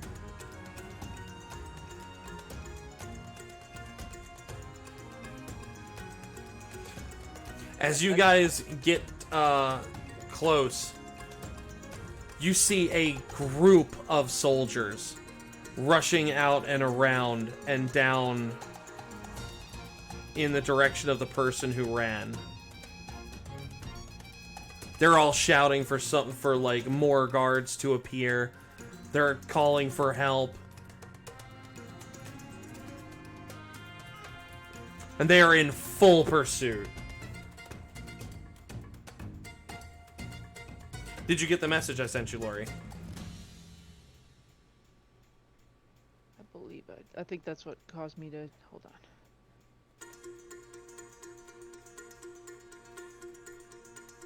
So... Yeah, and the direction we're going in is ungood. Ungood. Ungood. I don't know how I know this, but Marcus, I don't think you should go down there. He pauses and turns to look at you. He's like, "Are you sure? What if we can help?" We can't help.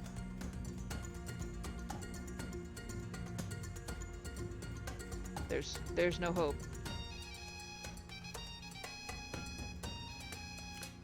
Marcus looks at you. He's like, "I have to look. I have to see." So he steps past Tay and walks into the clearing here and stops dead in his tracks.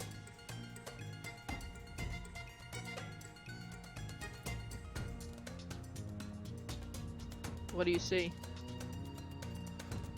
Oh boy. There are a lot of dead guards.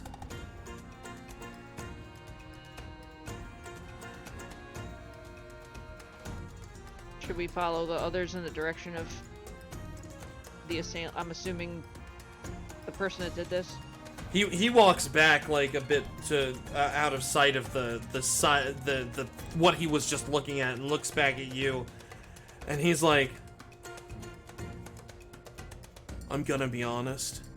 I think whatever happened down here is a little bit beyond us."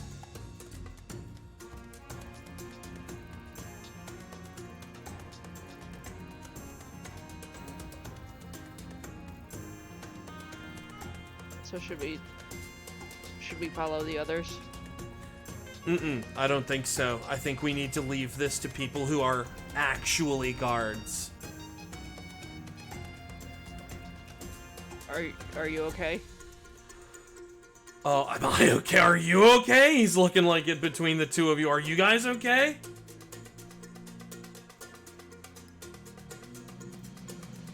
I'm fine. Let's secure the area.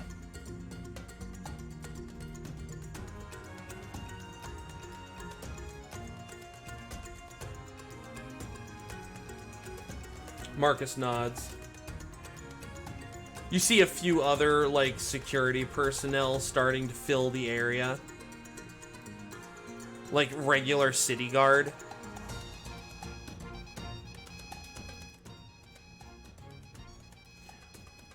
One of whom you see Captain Androvina Forge. They look like they have been engaged in battle too. Captain Forge has a stylish cut under her left eye that has bloodied her cheek. But aside from that, she looks okay. Some of the others are looking a little bit rough in her little squadron.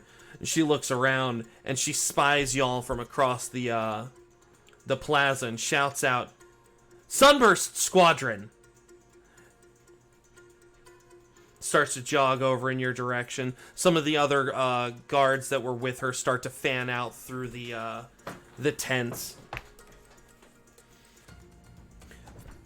You can see that some of them are medical personnel, and they start to attend to some of the more badly injured civilians.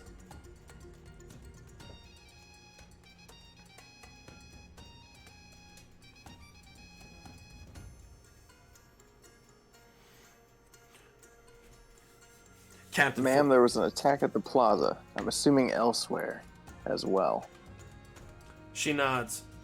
Yeah, there were about 4 different attacks, all roughly the same time throughout the city. So much for a vacation. She smirks when she hears you say that. She's like, evil never sleeps, it seems. She looks between Marcus and Garma. It's like, and you two? You're good? I have a cut to my bicep and chest here that perhaps someone could look at when they're through addressing the more critical citizenry. She leans a bit, like, kind of getting a look at it. She's like, hurts, but you're not gonna die, right? No, the blood on my face isn't mine. She nods, then pauses, then nods a little more slowly. Okay. Well, I mean, I guess that's good. I'll have medics down here. We've gotten all the other locations. I'm guessing this is the last location. I haven't had any more reports of violence. The rest of everything will be taken care of by the city guard proper. I'll debrief you guys, and you can fill me in on what happened here after you get some rest and get cleaned up. I'm gonna make sure that nothing else is going on and get a lid on this situation. That someone get these fires out!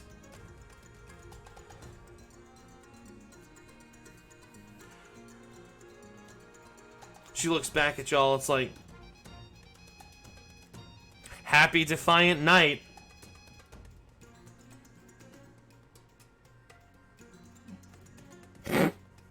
The irony isn't lost on me.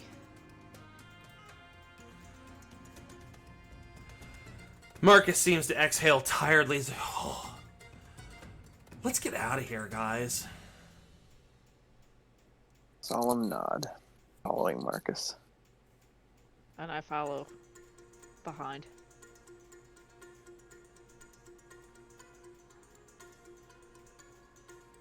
And I feel like that is a great place to stop for today. Oh, crap. Fantastico. That was great. Good job, guys. I'm they're- pleased that for the most part my thing worked. I'm not sure why I had 2 copies of Tay and 2 copies of Garma, but I mean, It's the you know. time drink. Yeah, it's definitely the time drink. Yeah. Time wine. The Elster wine. I couldn't use Else wine because that's actually a brand of wine, and I was like, oh, that makes me sad. Oops. I actually have to write that down just in case. Elster wine, Yeah. a new drink of choice for Garma. Possibly, yeah. I've been writing a lot of stuff down so I could kind of recall, so I'm not just going blind one session to the next. Excellent, excellent. Holy crap. Fantastic. Yep, wonderfully done, guys. Wonderfully done. Thank you again, Chris. It's fun. I'm actually tired. Well, not tired for me, but I desperately require lunch, so I'll be back here in a little bit. I'll message you, Chris. Sure. Lori, it's been a pleasure. Have a good day. You too. Well, Lori, I'm sure you have to head on out too, so... Yeah, no, but I really appreciate this. I'll chat you in a little bit. I just want to make sure, just to run some stuff by you. Yeah, I would love that, please. We should, I think, recap and, you know, a wind down sesh would be fun. I think that would be enjoyable. Yeah, that was intense. Yeah, it was a little intense. You were getting into it. I'm very Like I'm I was gonna ask you if I played that right. You did great. I know. Okay. I can't tell you if you played that right. It's your character. You have to tell me if you played it right. But I feel like I feel like I played the miss as well. But yeah, we'll get into it. Yeah, I thought you did great. Thank you, Drastic. More applause for everyone involved. Indeed. Oh. Well, Chris, you have a wonderful rest of your day, and I'll hit you up on the chat. And again, thank you so much for having me and including me. This has been, again, it's an absolute pleasure, and I did not expect it to be this fun. So, well, I'm just glad that you are enjoying yourself. Indeed, sir. Well, you have a wonderful rest of your Sunday, and I'll chat you up in a little bit here. All right. All right, see ya. And as for everyone else who has been watching, I appreciate y'all lurking, hanging out, stopping in. It's been lovely. I hope that y'all have a wonderful Sunday too.